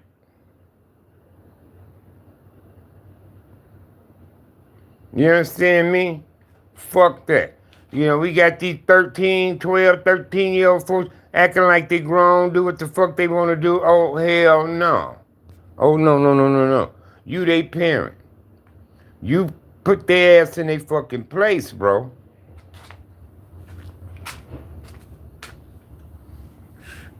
And keep them around from around these no good ass other motherfucking ass kids, man. And you let it known to your kids. You don't want them doing drugs, nothing. Alcohol, marijuana, that shit ain't cool. Now, if their ass get grown on their own, then that's something else. But as a child, teenager, young adult in your household, no. You ain't doing it here, and you ain't bringing it here. Shit. I remember that time my cousin called me, told me he had to put his son out. Said some niggas was looking for his son. Said they did some shit to some nigga. Say, word was out this nigga was looking for, he told his son, you gotta go. He said, because the nigga ain't gonna come to this house looking for you. He said, you got little brothers and sisters here. He said, what the motherfucker come shoot our house up behind your ass? He said, so he said, you get on out of here and you make it known that you don't live here, motherfucker. He said, cuz, was I wrong? I said, hell no, you wasn't wrong. I said, no, you wasn't. I said, you goddamn right. You your wife, and his nibblings. Shit. And come up in there and shoot that motherfucker up. You know, y'all up in there, cuz. Fuck no. He told that nigga get out. To get the fuck out of here. And he said, you make it be known. You don't live here. Shit. Shit. He told me, he said, cuz, was I wrong? I said, hell no. You ain't wrong. For getting his ass the fuck out of there. Get the fuck out of here. See, I had to put my youngest out. I said, no, you ain't allowed in here. Unless I'm here. I couldn't trust him. I told him, I said, it's a goddamn shame. I can't trust my only fucking son. I said, no, when I'm gone, you can't be in here. You gotta go too. I'm locking the house up. I said, no, you. I don't want you having excess coming in and out when you think you can.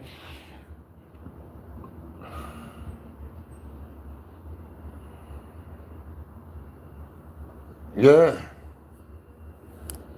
Yeah, this one nigga shot up my mom and them house up before. I ain't even go shoot this shit back up. I knew the family. There was a bunch of kids, everything over there. I'm like, I knew better. I'm like, oh. But if I catch cuz, I'm gonna get his ass. But yeah, because my brother shot his brother. So he came shot my mom and them house up. But he ain't hit the house. He just shot at the house. We saw him. What a slime ball. But it was two fists. And we had to run all the way around to get to where he was. But all he did was run across a track. One track. He didn't have to Cross Willowbrook track. Oh man, just only chopping it up before I go to bed. We just on it chopping it up. I have some clothes hanging outside, and I'm gonna bring them in now. I hand washed some stuff today. My wife loved this little gown right here. She liked this. I didn't know this motherfucker got pockets, look. I wonder if she knew it got pockets. She loved these pajamas right here. They soft. This that thing she picked out at Ross. It's the pants. I brought these for her when she was in the hospital. And these right here. A pair of pants for her. Gotta do them separate.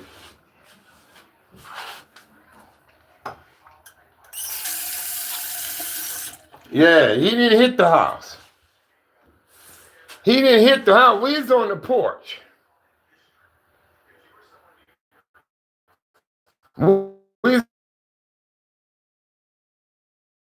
I could see cuz. He was over there by the DMV on Alameda. Busting. But we was on the porch. I'm on the porch like this looking. I could see the flame from the gun over there when he was shooting. Bob, you can see the flashes. You know, I just kind of crouched. I didn't hear no bullet or nothing whistle by or nothing. So when we saw him busting, we said, "Cuz, goddamn, cuz, who that?" So we take off running. When cuz see us running off the porch to come around there, he darted. Pew! He ran across the tracks. He was gone. And when he took that route to get away, that's when we pinpoint who it was. And then from seeing him, because we could see, I kind of, yeah, that was cuz. Once he took off the way he went, I knew where he was going, who it was. Then my brother just shot his brother. And went to jail. So I knew it was cuz, you know what I mean? But I didn't take that shit to his mom and them, huh? Because her grandkids and, you know, her kids is living there.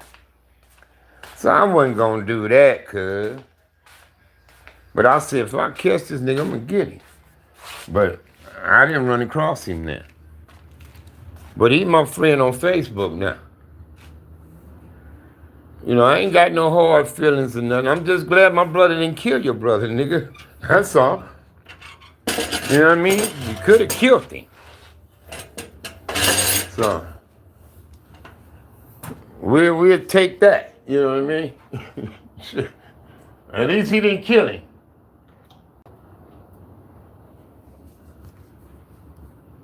Yeah.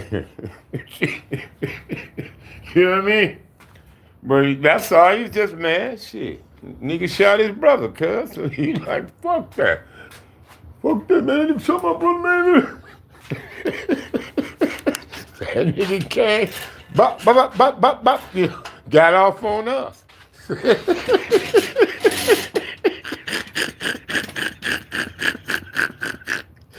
But after he bust, we didn't see no holes or nothing in the house, cuz he didn't hit it. He didn't hit it.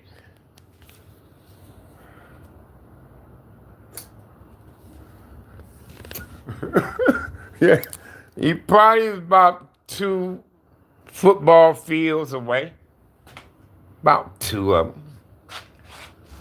You know, he wasn't that far away, but like I said, when we realized the motherfucker was shooting at the house at us, you know, we take off running. You know, Try to, because we weren't going to climb over that high-ass gate at the English Square. You know, plus the parking lot was closed. Now, if the parking lot was open, then we could have just ran through the parking lot and had a straight shot at trying to catch him. We was grown, I was grown anyway, because I was out of YA.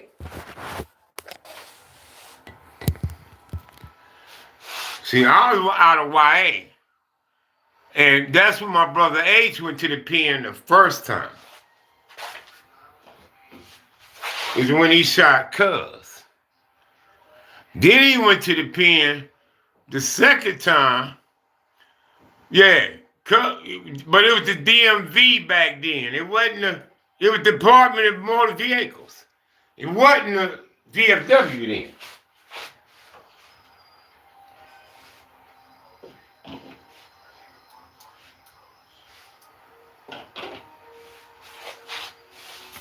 That was the DMV before he got moved to Santa Fe. Yeah. And then there was a little probation office on the backside of it. A little bitty building. But it was probation. So little bitty ass building. Yeah, that used to be the old DMV. See, cause that's how we used to have the advantage on power rules and shit. Cause back in the day, they had to come to the DMV, man. And sometimes we get word, man, that nigga so-and-so at the DMV. Shit, we come mobbing up there for that ass. Oh, that nigga up here? Nigga. But you used to have the police up there too, so couldn't really do no way out shit. You always had the state police up there. State police. Where I put my motherfucking weed at, cuz? Where my weed?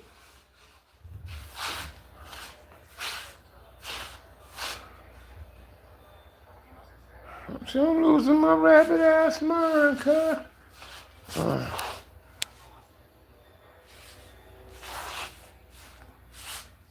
Yeah. Yeah, right behind the DMV, right there where they had you park at, if you was gonna take a driver test, and they'll come out to you, inspect the car. You come out that little piece of driveway onto Alameda. That's how you normally start your driver test. And they'll take you up Alameda towards Rosecrans, but before you make it to Rosecrans, they tell you to make a U-turn. There you make a U-turn. Then head back towards Compton Boulevard and take you that way to do your driver test. The bait shop, yeah. Yeah, it was a bait shop. It was an ice place over there on the other side of the track. All that shit, yeah, from the DMV on Alameda. And dude that shot up our pad, that's where they stayed at, off of Alameda. Yeah, but that used to be the old, and then between the DMV and the English Square, it was a real bushy area. But it was an opening. You can go in and be in the inside of that shit, and people won't even know you in there, cuz it's crazy. And we used to be up in there smoking weed, drinking and shit, and wouldn't nobody even know we in there. They'll smell our weed, but they won't see us or nothing. And it sat right next to the English Square, between the DMV. It looked like a bushy ass tree, like a bush area. But the inside is hollow, cuz you can be inside. But you just gotta know how to go in the little gap up under there. And we used to go up in there, and then it was a tree at Roosevelt Junior High. We used to ditch in the tree. And if it rained, You won't even get wet, cuz. And we used to be sitting on branches for a whole period, sometimes 2 periods, before we come climbing out the tree to make it to 3rd period class or whatever class we had. But like sometimes we used to walk to school, we'd be drunk and high, so we don't even want to go to the 1st period. So we used to go climb up in that tree. We make sure don't nobody see us, cuz we hurry up and climb up the tree. We be sitting up in them branches. It'd be so bushy and hollow enough for you to be in the inside. And we used to sit on branches.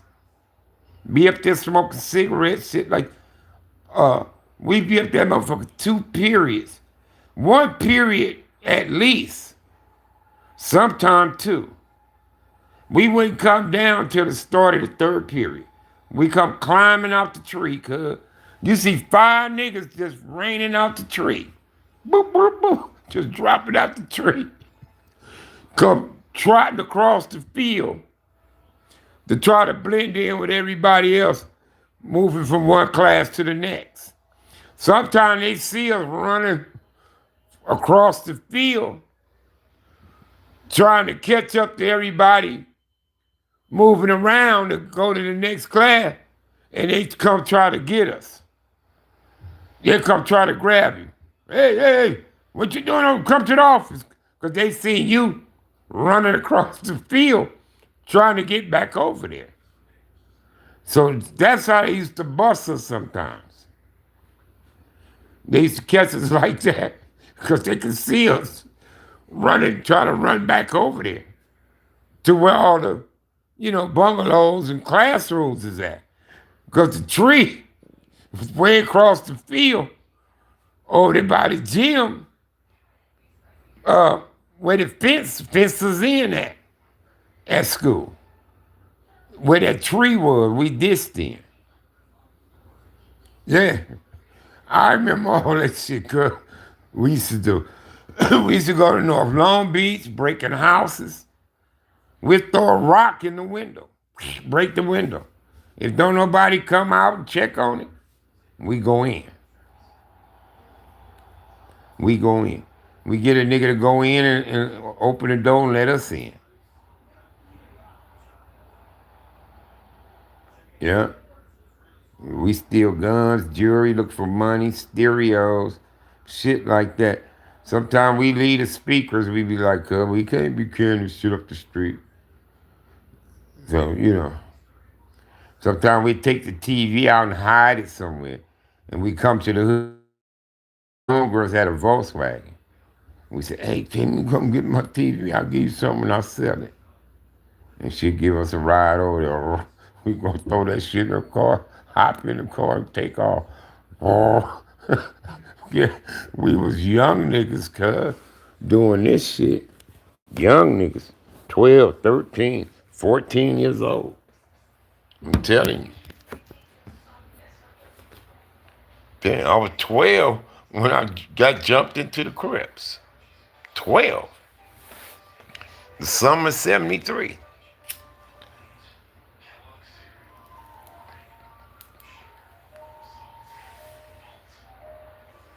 So,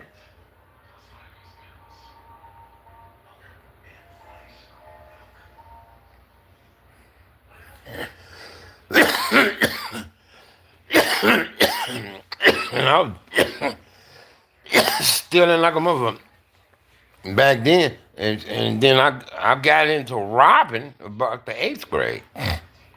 Actually pulling the gun on a motherfucker, telling them to give me your money. I was in the 8th grade. I was like 13, 14 years old at that time, 14. I was pulling a gun on a motherfucker saying, give me your money. At 14.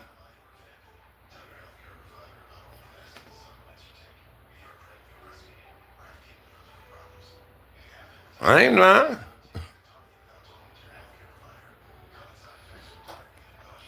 was saying we got money like that, cuz. If we was broke, we wanted some money, we got it like that. But we go snatch a purse, rob something, cuz, for quick cash. Now, if you steal something, you gotta sell it to get the money. But we had fences back in the day.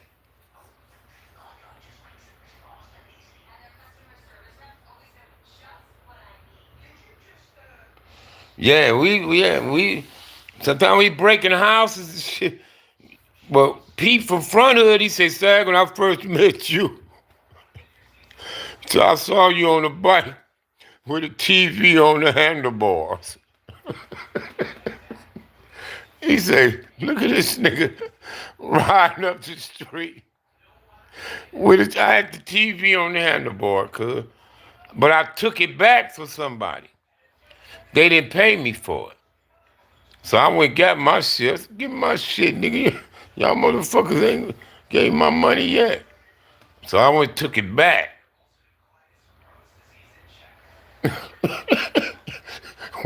when Big Pete from Front Hood saw me that day, he like, Sag, when I first met you, he said, you was on you was on a bike with the TV on the handlebars.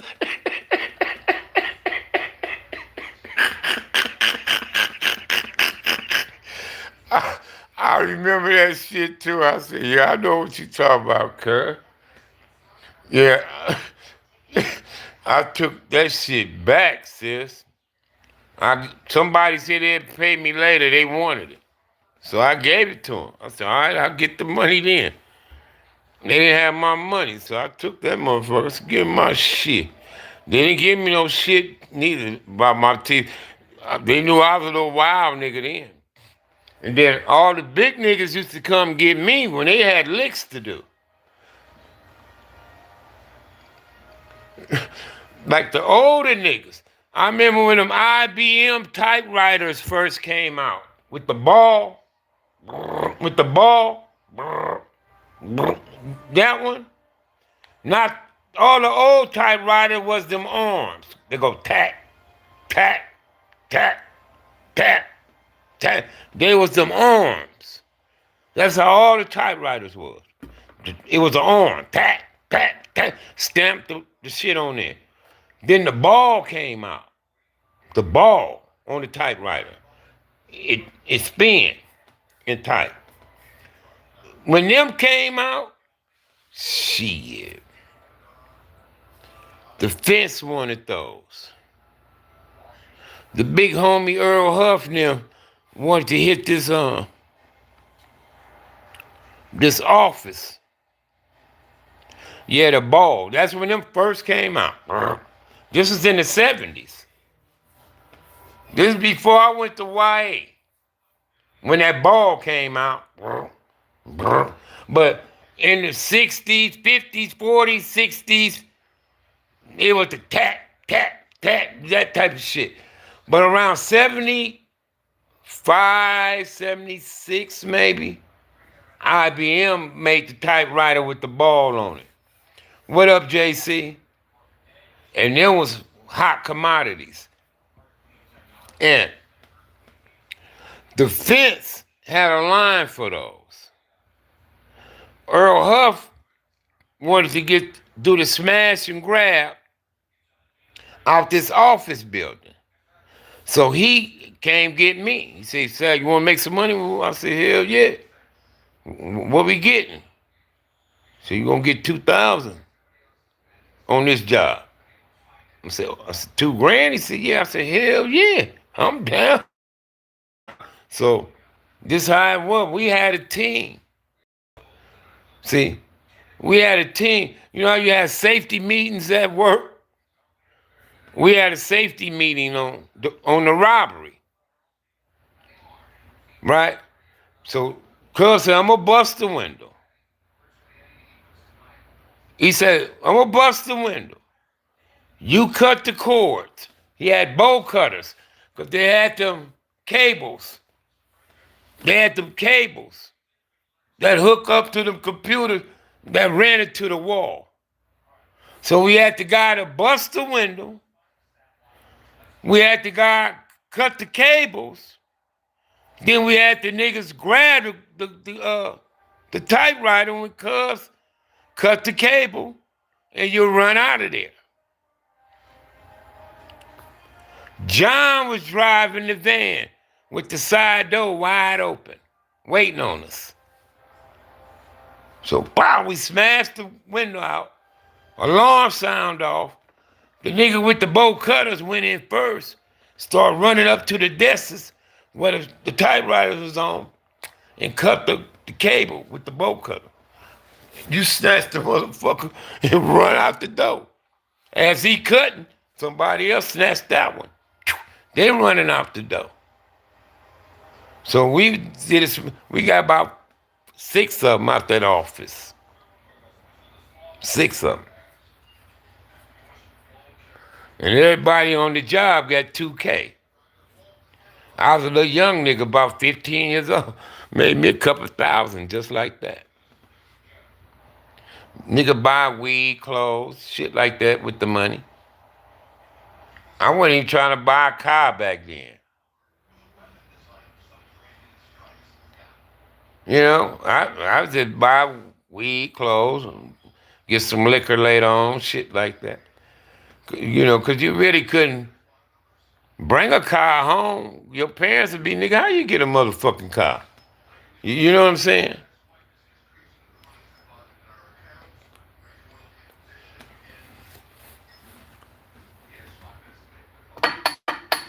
You know, so you just had fun with that money.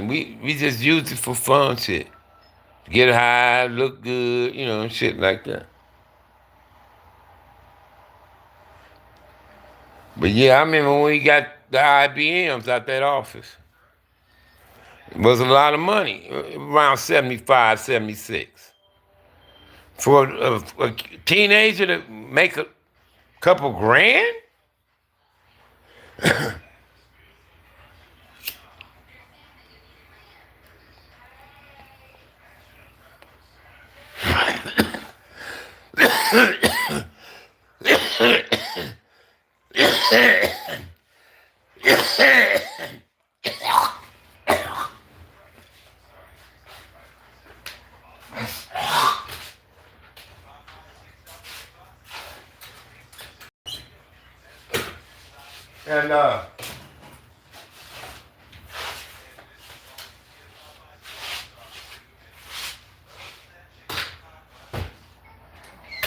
And one time we broke in the city of Compton shit. We unbolted the machinery and loaded them motherfuckers up in a van before too. We got a bandsaw, table saw, a circular saw, a sander, shit like that. Unbolted them. They were bolted on the ground. We unbolted them motherfuckers. Unbolted them and put them in vans. Them heavy ass machineries. I ain't lying. I was in on that lick. Probably got few grand out of that lick too. That was machinery. I think I got more money for that than that typewriter lick we did. And that used to be the big bro, Earl Huff, doing them lick, but he come get me to be in on them. He'll come find me, say, I got a lick, man, you want to be in it? I'm like, hell yeah. Let's do it. I heard Earl Huff killed a motherfucker in Texas with a hatchet and went to prison.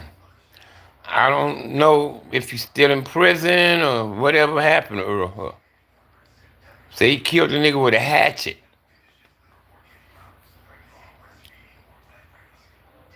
I seen that motherfucker hit a motherfucker in the head and split it.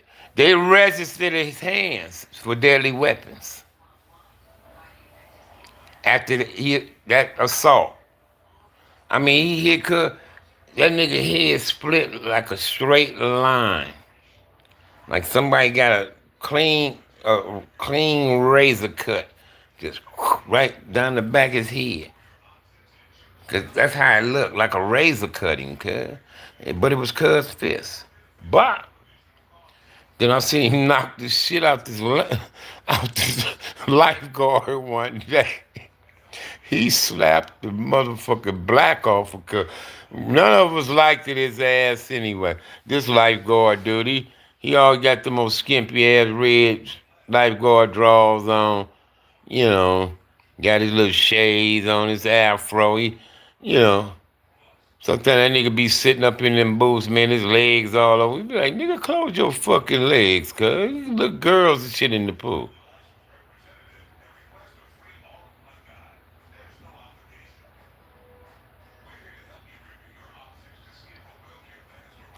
Wow. We say Boot Hill Reggie.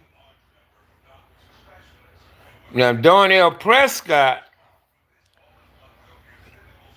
hit the Mexican boy with the cake cutter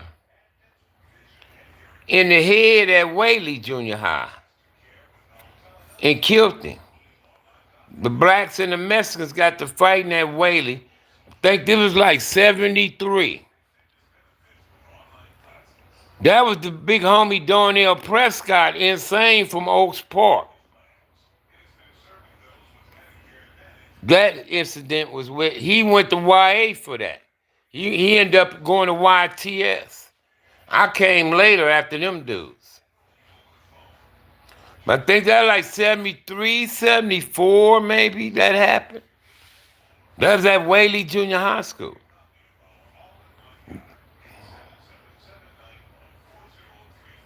That's the reason why they banned cake cutters from school. You couldn't have cake cutters at school no more. When I'm finishing my blunt, I ain't got nothing else rolled up, but yeah, I had a blunt, but I'm finishing up.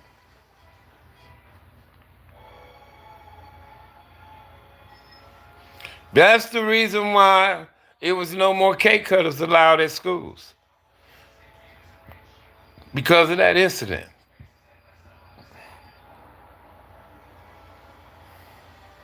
Yeah, he hit him in the head with the cake cutter, cuz. That shit.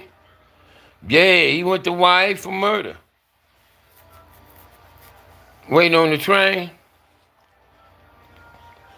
Yeah, Darnell Prescott, insane from Oaks Park. He's at YTS. See, I didn't get to TS till 78.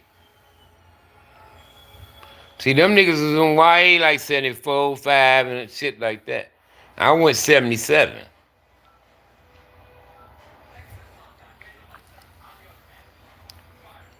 Yeah. That was the reason why cake cutters was banned. I didn't like cake cutters. They tear up all your back pockets, man. Then we start cutting the box, and we stick the cake cutter inside the cardboard box. So that shit won't be cutting all up in your pants pocket and shit. Yeah, Darnell Prescott, insane. Yeah, he was at TS with Mac Thomas and Salty and all them niggas, Baba Louie and them. Lil Caesar was in there from Inglewood family.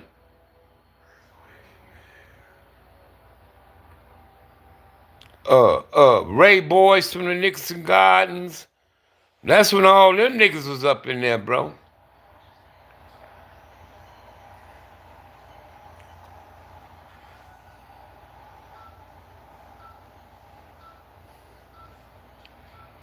PT from A-Tray Hoover. Pretty Tony, Antonio. All them was at TS. I came later. They was in there and out of there by the time I came. It was just a few niggas still in TS at the time when I got there. Like Skull. Skull from A-Tray Gangster. He was still there.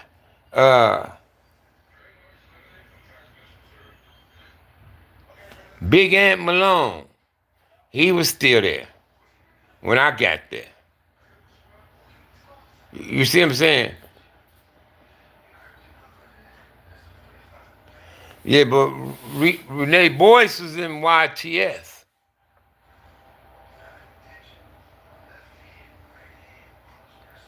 Youth Training School. See, YTS was the Youth Authority DVI, Tracy, Gladiator School.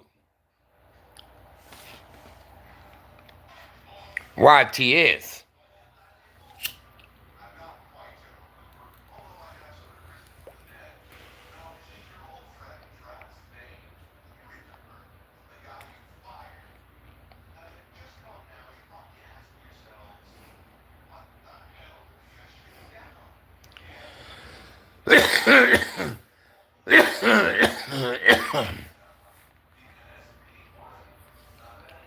I went to I got transferred from Nellis. Yeah, it's two addresses: Ontario, California, and Chino. You can use two addresses for YTS. The where you send inmates mail to would be Ontario, California. But if you was writing the administration at YTS, that mail goes to Chino, California.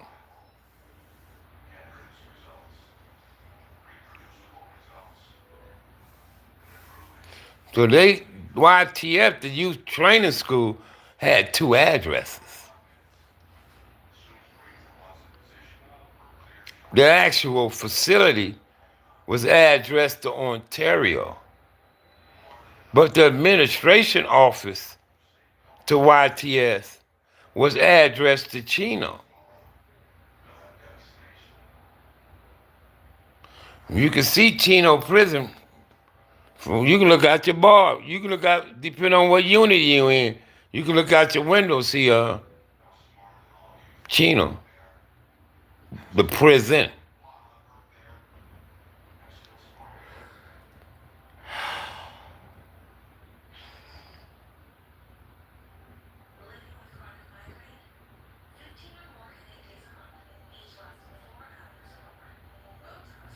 Yeah, but I went to Nellis 77. And I got shipped to YTS July 78. July 78. Then I got the TS and went to orientation on A and B. Me, Sparks. Nellis is in Whittier, on Whittier Boulevard. But it's closed down now. It's been closed. Nellis already closed down for years. Yeah, Nellis School for Boys. Fred C. Nellis School for Boys was on Whittier Boulevard in Whittier. That's one of the oldest YAs. If it wasn't the first, Fred C. Nellis was the oldest out of all of them, I think. They been closed that one down.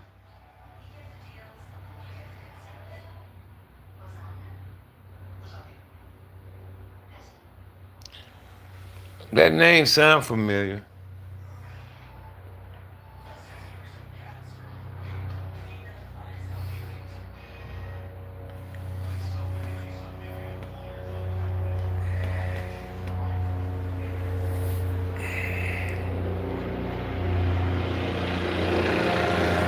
Yeah, Paso Robles. Mondo was in Paso.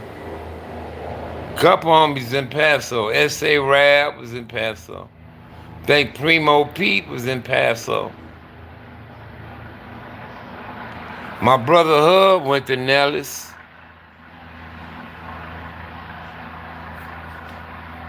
Him and Tiwi and Padre.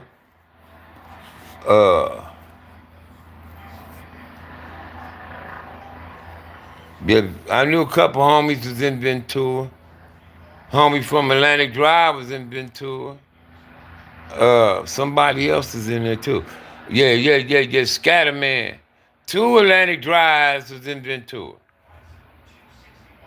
Way younger than me, bro. Pete. Pete younger than my baby brother Hub.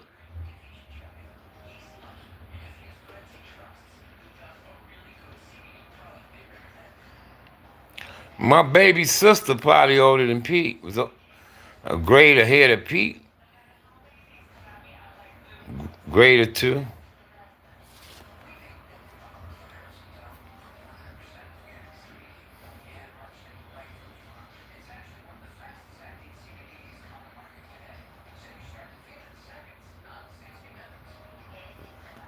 Pete way younger than me, bro. Shit, I was in YA before them niggas in junior high school.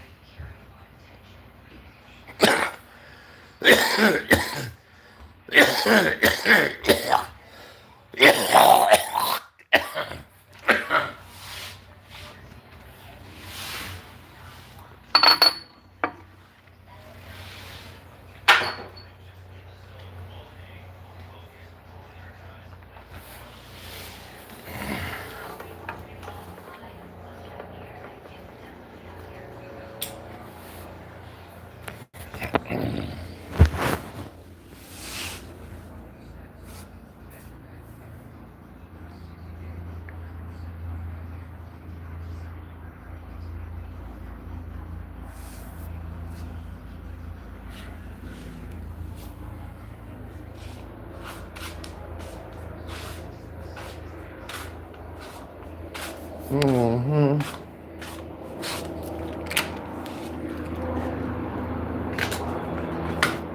I think I was in Mississippi when Mexican Rab went to jail.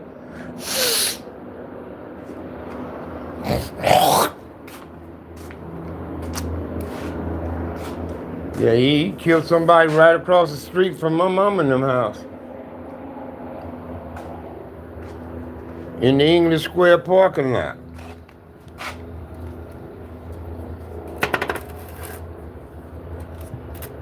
That nigga killed some people right up down the street from his mom and them house.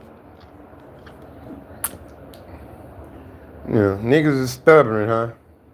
How the fuck you shooting and killing some people right down the street from where you live?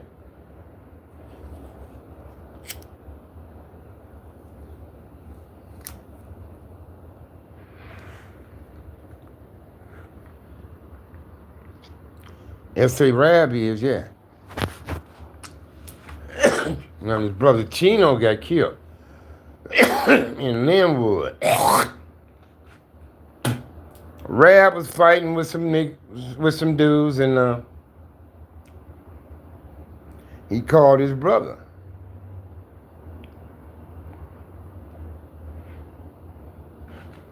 So his brother was into it with some niggas and whoa. So his brother, he pulled up, and they smoked cuz. They smoked Chino.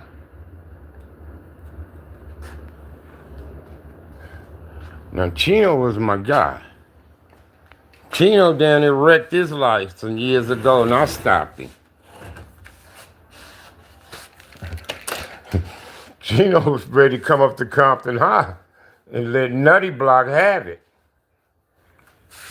I said, man, he come to me to get something. He said, man, give me the rush card, man, I'm gonna get these niggas. I said, what happened? He said, they jumped on me. I said, who? He said, Nutty Block. I said, yeah. He said, yeah, up at Compton High. I said, man, give me the thing. He said, I'm finna go get them niggas, cuz. I said, homie, you don't want to do that, man. I said, think about it. I said, think about it, cuz. You don't want to do that, man. I said, you go up to school shooting, everybody gonna tell on your ass. So that was Leonard. Chino, yeah. I said, they all gonna tell on you, cuz. You don't do that, man. You know what I mean?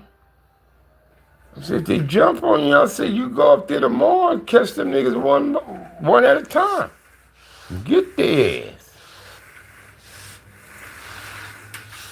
So he didn't come back with a gun. There's a couple times motherfuckers at my door or at my window trying to get guns. I'm like, what for? I just didn't have niggas guns. I'm like, what for? Cuz, what's going on? And the other time they told me they was in it with Palmer Block. I said, man, Palmer? I said, cuz, y'all got to fight them, cuz. I ain't getting y'all no gun for Palmer. I ain't give it to him. I said, oh, hell no. Told him, motherfucker, get the fuck up from me. You know, I said, no, y'all fight them, cuz. Y'all don't need no gun for Palmer. I wouldn't give him one. Wouldn't give him one, cuz.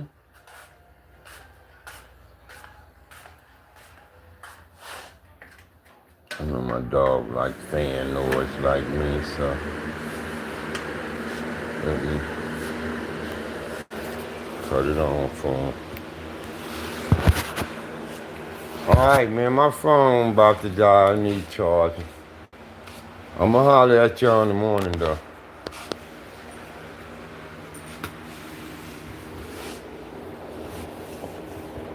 I'm gonna holler at y'all in the morning, man. We had some good conversation, though, tonight. With Hoss. Yeah, old Hoss, man. One of the homies shot Hoss in the back, cuz. Yeah, Hoss and them the homies got into it, man. And Hoss' brother Cowboy shot one of the homies in a gunfight, and another homie shot Hoss in the back. They some crazy ass shit, man. I'm telling you, man. Hoss and them had it. Hoss, 8-Ball, and Cowboy. Yeah, them Hoss brothers.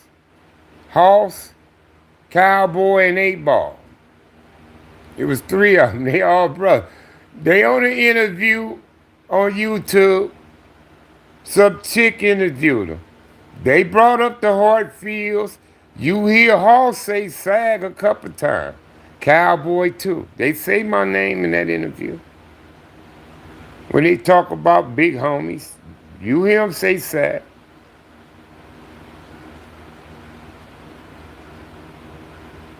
All you gotta do is go on YouTube, do the Santana Block Crips, Santana Block Compton Crips, search that.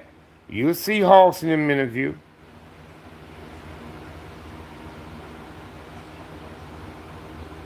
And Capone the rap, Hoss, Cowboy, and 8-Ball. They in Dallas now, Fort Worth. They've been out there for some years now. Yeah. They on the interview. They got interviewed on a YouTube interview. Yeah, and they brought up the Hartfields and SAG.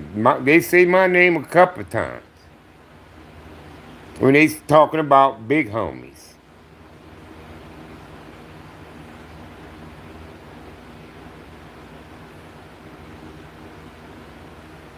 Yo, Hoss and them. There's some good niggas, man. Yeah, say, that was some niggas too. Say, enough of this shit. I'm out, man. The homies we gotta get down with each other. What the fuck Yeah. Yeah, they on there. Nice interview. And Hoss talk about it, how, these days, your own homies will shoot you in the back. You say, literally, your own homie. Because it happened to him. They pulled up on Cuz, had words with him. He was saying something, this. Soon Cuz turned his back to walk away from Cuz now. They shot him in the back. That's some coward ass shit, homie. So did. But before that, Cowboy got into it with one. And the gunfight went down.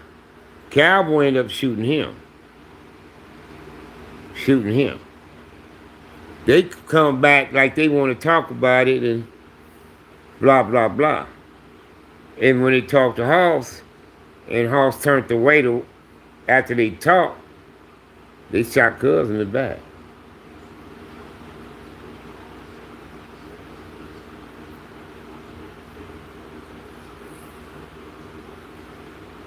Yeah, all kind of scandalous ass shit was going on, bro. Tell you, man. That's why I retired. That's why I didn't do hood days, softball games, funerals. I didn't do nothing.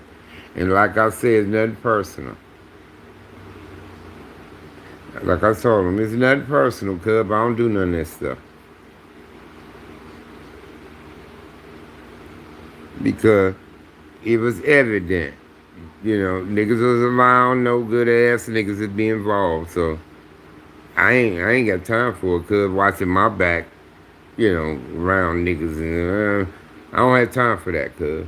I'd rather not fuck with y'all if I gotta do that. If I got to be watching my back cause this nigga no good, this nigga that nigga that, and plus it's just too many of you kind of niggas,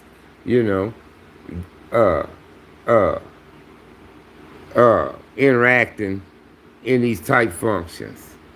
It ain't like it's one or two there. It's several of them.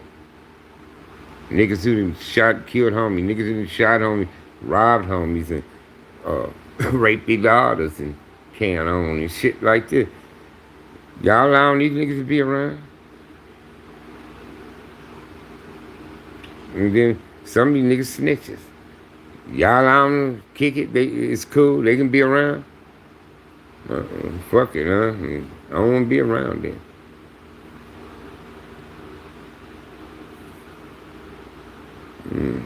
SAG don't get down like that. I'm like the clown, nigga. Homie don't play that, cuz. Not me.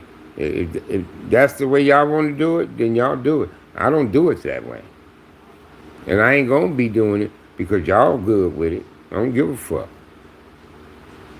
Oh, fuck that. Y'all can be good with it, but I'm not gonna be good with it. Not me.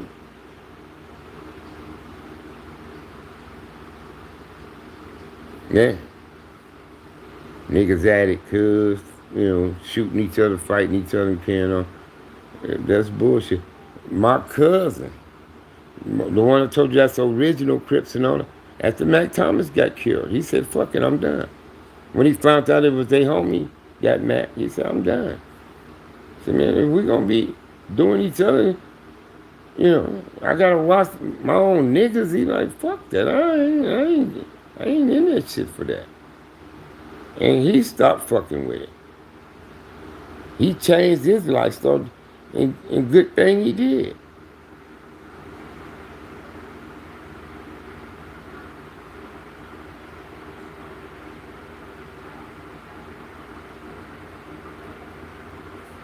Who you talking about? Derek Dangerfield? D-Dog?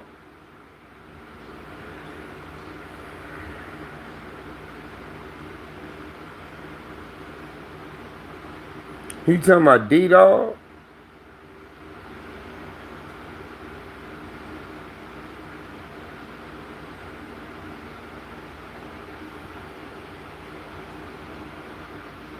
All right, cuz, I gotta go to bed, man. I told my wife I was coming to bed an hour ago, cuz. Or shit, 2 hours ago, maybe. I've been on this motherfucker 2 hours. That sound like D-Dog, Derek. You knew Tug? Did you know Tug? My baby sister Jobo went to Roosevelt. She around them niggas' ages. Was you there when Riri, Jobo, my sister and them was up there? Gangster sister Riri and them?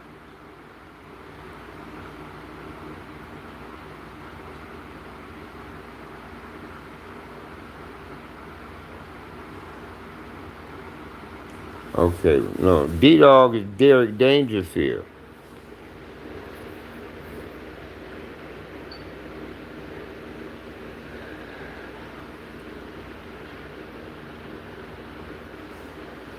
No, D-Dog and them probably was all, no, D-Dog and them was probably done with Compton High 88, 89.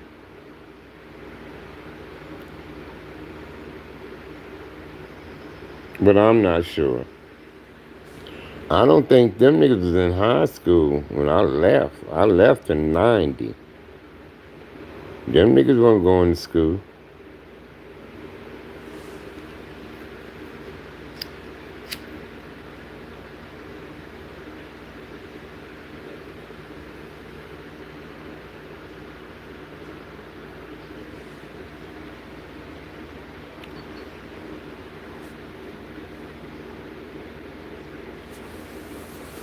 No, that ain't D-Dog. That Derek ain't D-Dog.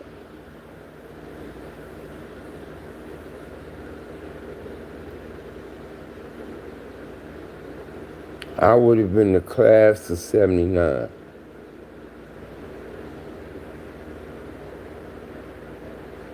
If I had graduated from high school.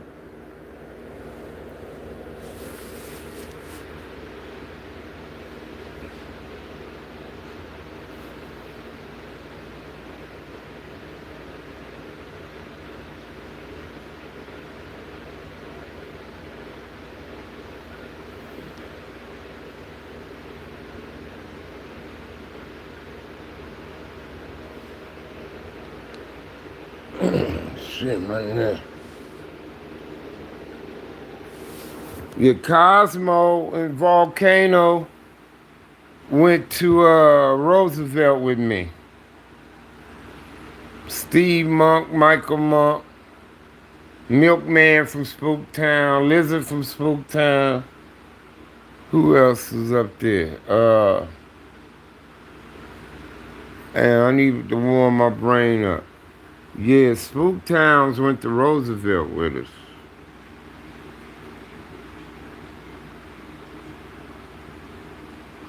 And they walked to school too, from Spooktown. They didn't get bused.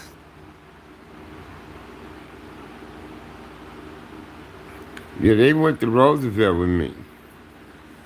Steve and Michael. But I was with the business on the street with their little brother though. I was doing the CC Rider shit on the streets with the little brother. And cuz with the business, the little brother.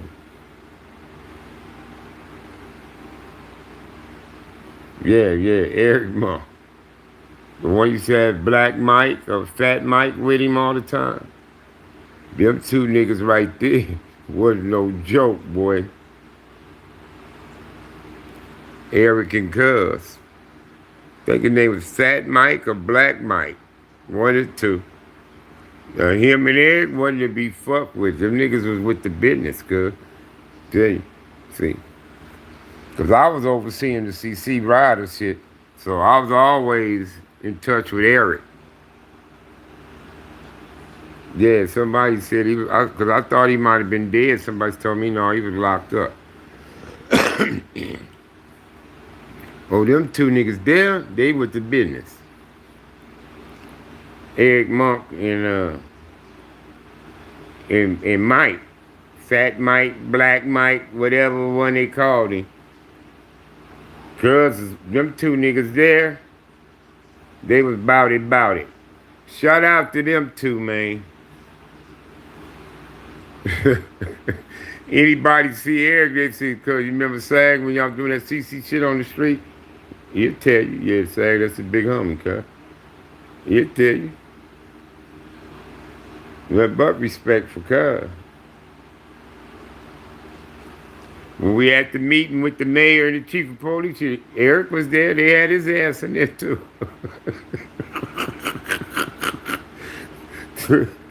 They had his ass up in there with us. I was like, God damn, cuz they getting us, huh? They're getting the main niggas up in there talking to us about what's going on the streets. But they knew we could say something in our areas and get the brakes pumped.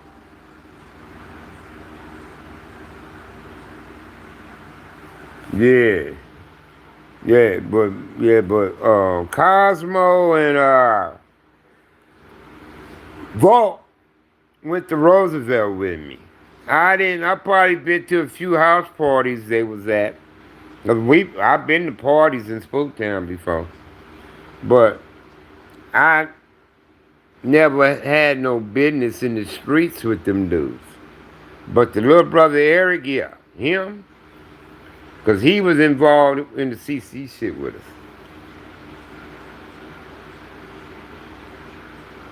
Cuz still around. But I seen him commenting on somebody's shit on Facebook.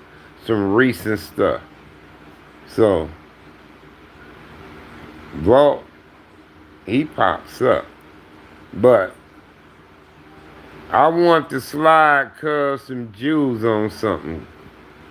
Because he fucking with some people who running their mouth about Cuz. Yeah, I didn't know it was him. But Cuz made it official. Now, if that nigga told me it was you that done that, I wonder who else he told.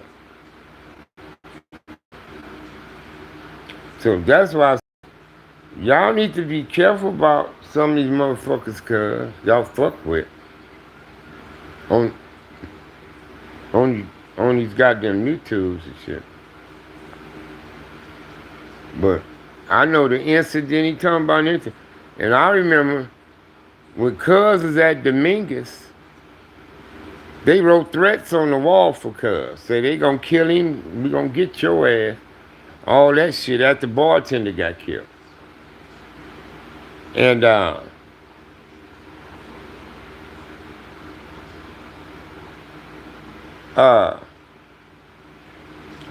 police came escort that nigga off the campus.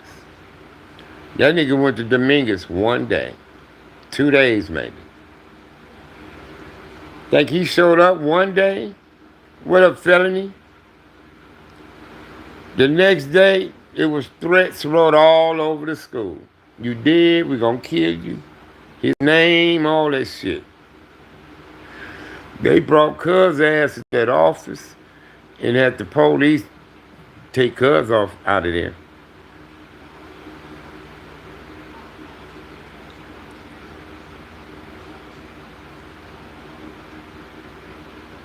Now, I remember that incident with Cuz when they was threatening to get him. But Cuz ran his mouth about Cuz. So yeah, she asked me, said, you know, blah, blah. I said, no, not really. He said, it was woo woo. I said, oh, it was Cuz? When he said that,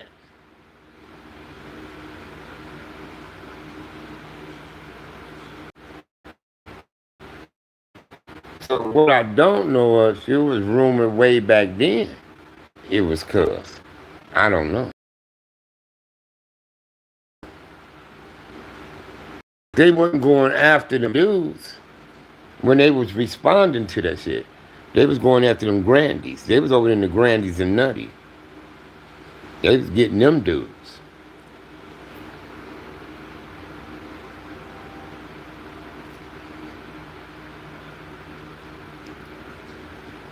That's where all the action was.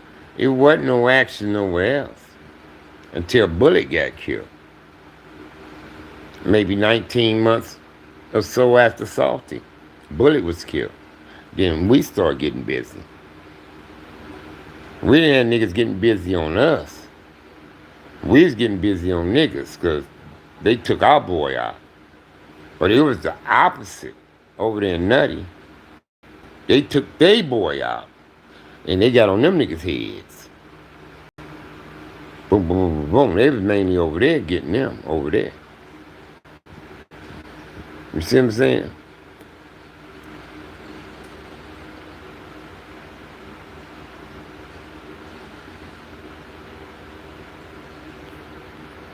But things are slowly coming to light now. Like, I thought Cuz was tussling with Cuz, but no, it didn't have nothing to do with anything on the inside. Cuz got cuz because of some shit that was going on the streets.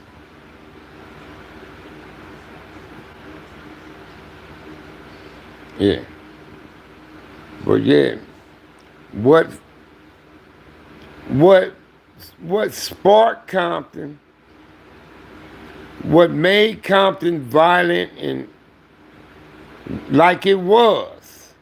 Because at first it wasn't like that. Niggas wasn't gunning you down, just hunting niggas down and killing them and all out wars. Like it wasn't like that. A few niggas few niggas is getting killed and shit like that, but it wasn't generating no wars. War. All out assaults. War. Bam, bam, bam, bam, bam. You know, niggas getting killed. 3, 4 niggas a year. Next year, 10 niggas. The other year, 7 niggas. Next year, 8 niggas. You know, for years. You know, like us in Nudist Park did it for 9 years. You see what I'm saying? You know, what put Compton there was Tam. When Tam, James Watts, Tam from Westside Paru got killed. When he got killed, that's when the game changed in Compton.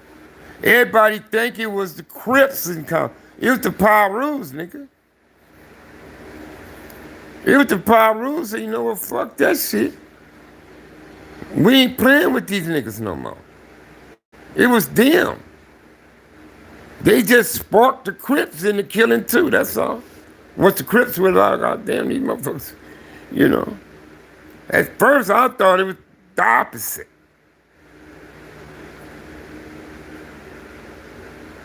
I thought it was them fucking with us. But it wasn't like that.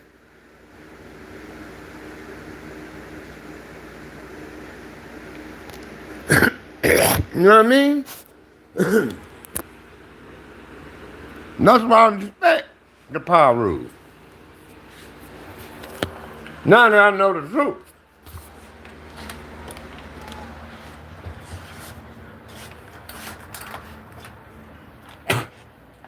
You know what I mean? Them niggas said, fuck that, man. We ain't playing with these kinds of Christian niggas no more. Fuck that. They said, fuck it. We ain't playing with them no more. So they brought it. You know what I mean? They brought it. Crips had to respond. That's all it was.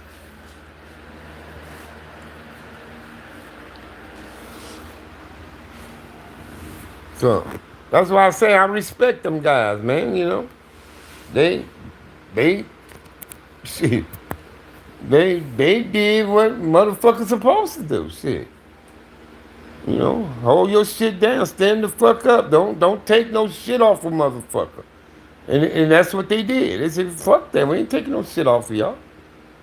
But it got to the point with them when they said, we ain't playing with no more. Fuck that. We ain't playing with y'all no more. And they wasn't.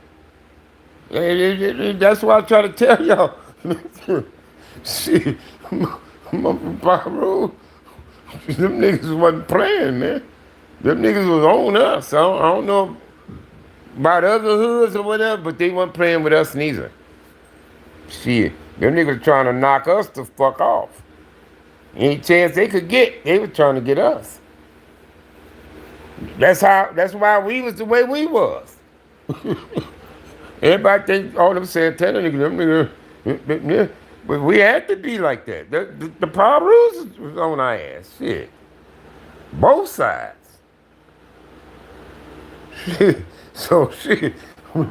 Shit, nigga. Them niggas, I respect them dudes, bro. I always had. You know, that's why I had a great understanding with Stanley Pitts and all them dudes over there.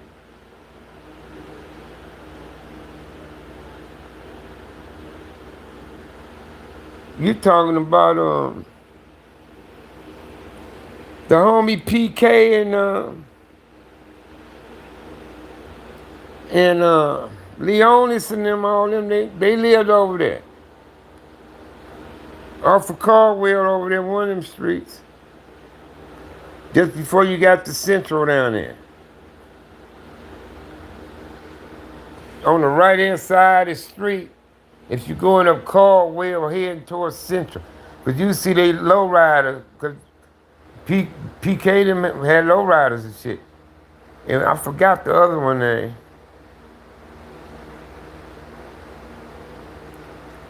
I'm trying to think of the other one, cause yeah, it's Northwood, huh? Off of Caldwell, huh? Probably like the second house off the corner over there, huh? You see they cars and shit parked over there.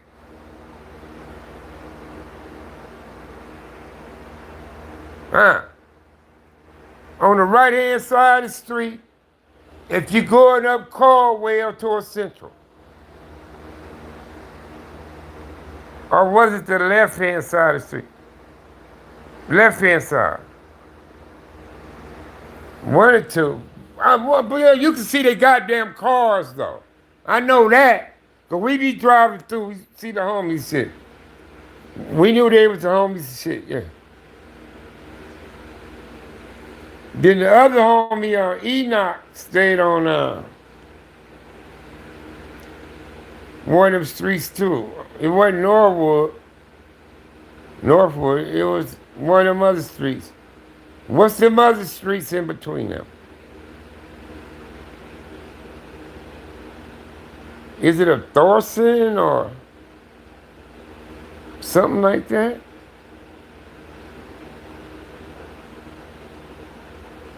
What's some of them other streets?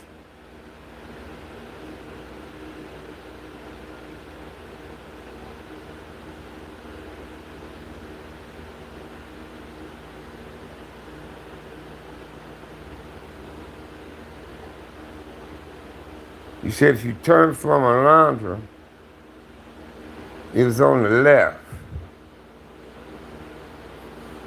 Okay, I thought they was close to the Caldwell.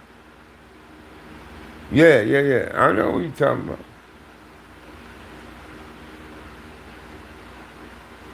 But you said Kevin and something. Yeah, Tejada. Nestor Tejada. But the homie Enoch stayed over there too. He had the, we used to go get the weed.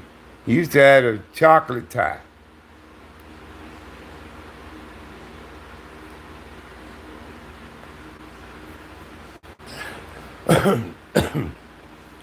And then my wife's sister stayed on Harlan.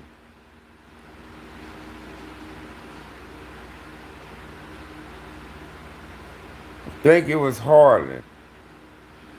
No, okay. If you on Wilmington,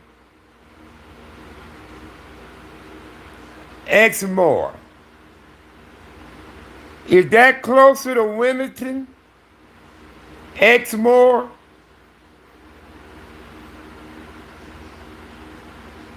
Because I know if you came up Wilmington, made a right on Caldwell, it's like the second or third street to your left that you turn on. When my wife's sister stayed on that street in Nutty Hood. That's it, Exmoor, 2nd Street from Wilmington. I just said it's either 2nd or 3rd Street, I said. That's it, Exmoor. I know you come up, we used to come up Wilmington, make a right on Caldwell, and probably the 2nd Street. Boop, make the left. Because I know it wasn't the 1st Street.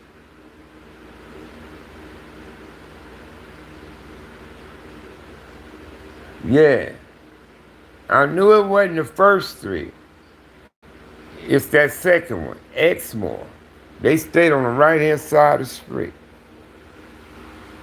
Over there in Nutty. But since then, she done brought a house somewhere. But they used to live over there. One of my white sisters. Then one stay in the old Park Village. She's still there right now.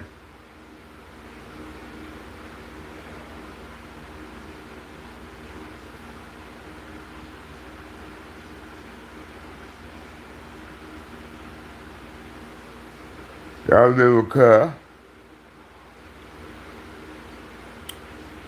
And my cousins, the McGee's, they lived it on Central. About the third house from the Greenleaf Memorial Cemetery. About the third house. If you're coming from Greenleaf towards Caldwell on Central. Because the Lincoln was on the other side of the street.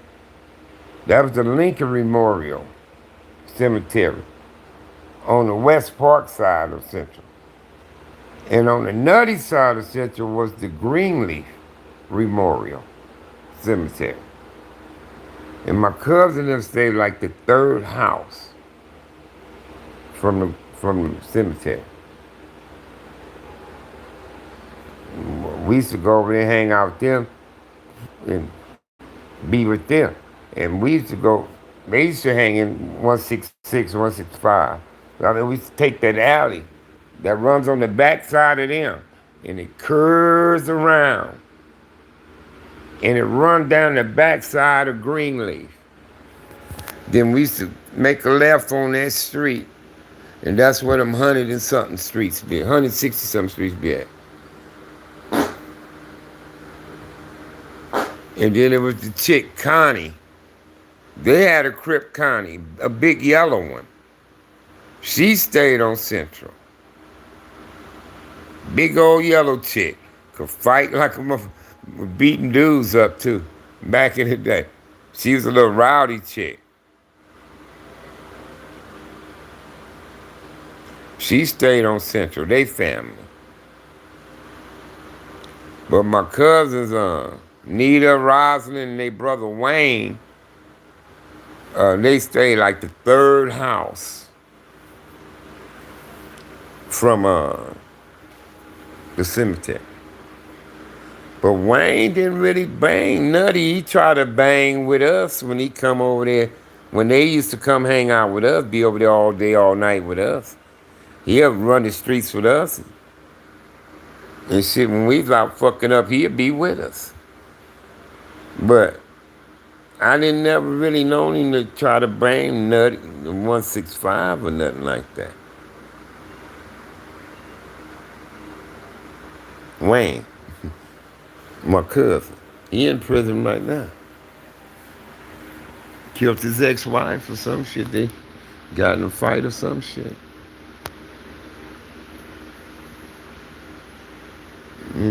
I wrote to him a couple times while I was in there.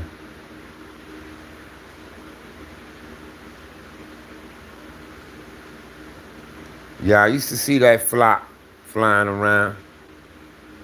He was they between Caldwell and Alondra? The dudes that raised pigeons.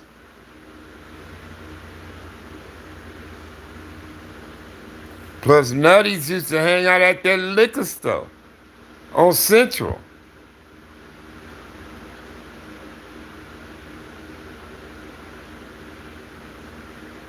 The dudes with the pigeons, I used to see they flock flying around. Cause I raised pigeons, I was on Rose and Palmer. Sammy raised pigeons. He was on Willow and Rosecrans. And then KC had pigeons. He was on Elm in Santa Fe. Used to see 3 flocks flying around in our section. Mine, Sammy, KC. Squad from Oaks Park had pigeons. Yeah, they used to be at that liquor. Remember somebody from Nutty got killed at that liquor store by somebody from Lantana years ago. Or somebody from Lantana got cured up there at that stuff by a nutty. One of the two.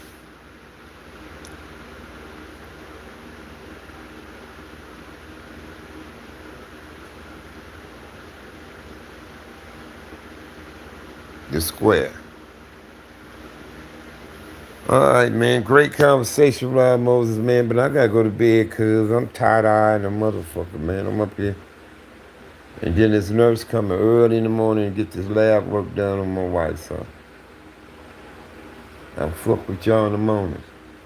I appreciate you, Norman. Get me that ice cream, brother. Thank you. Thank you, thank you.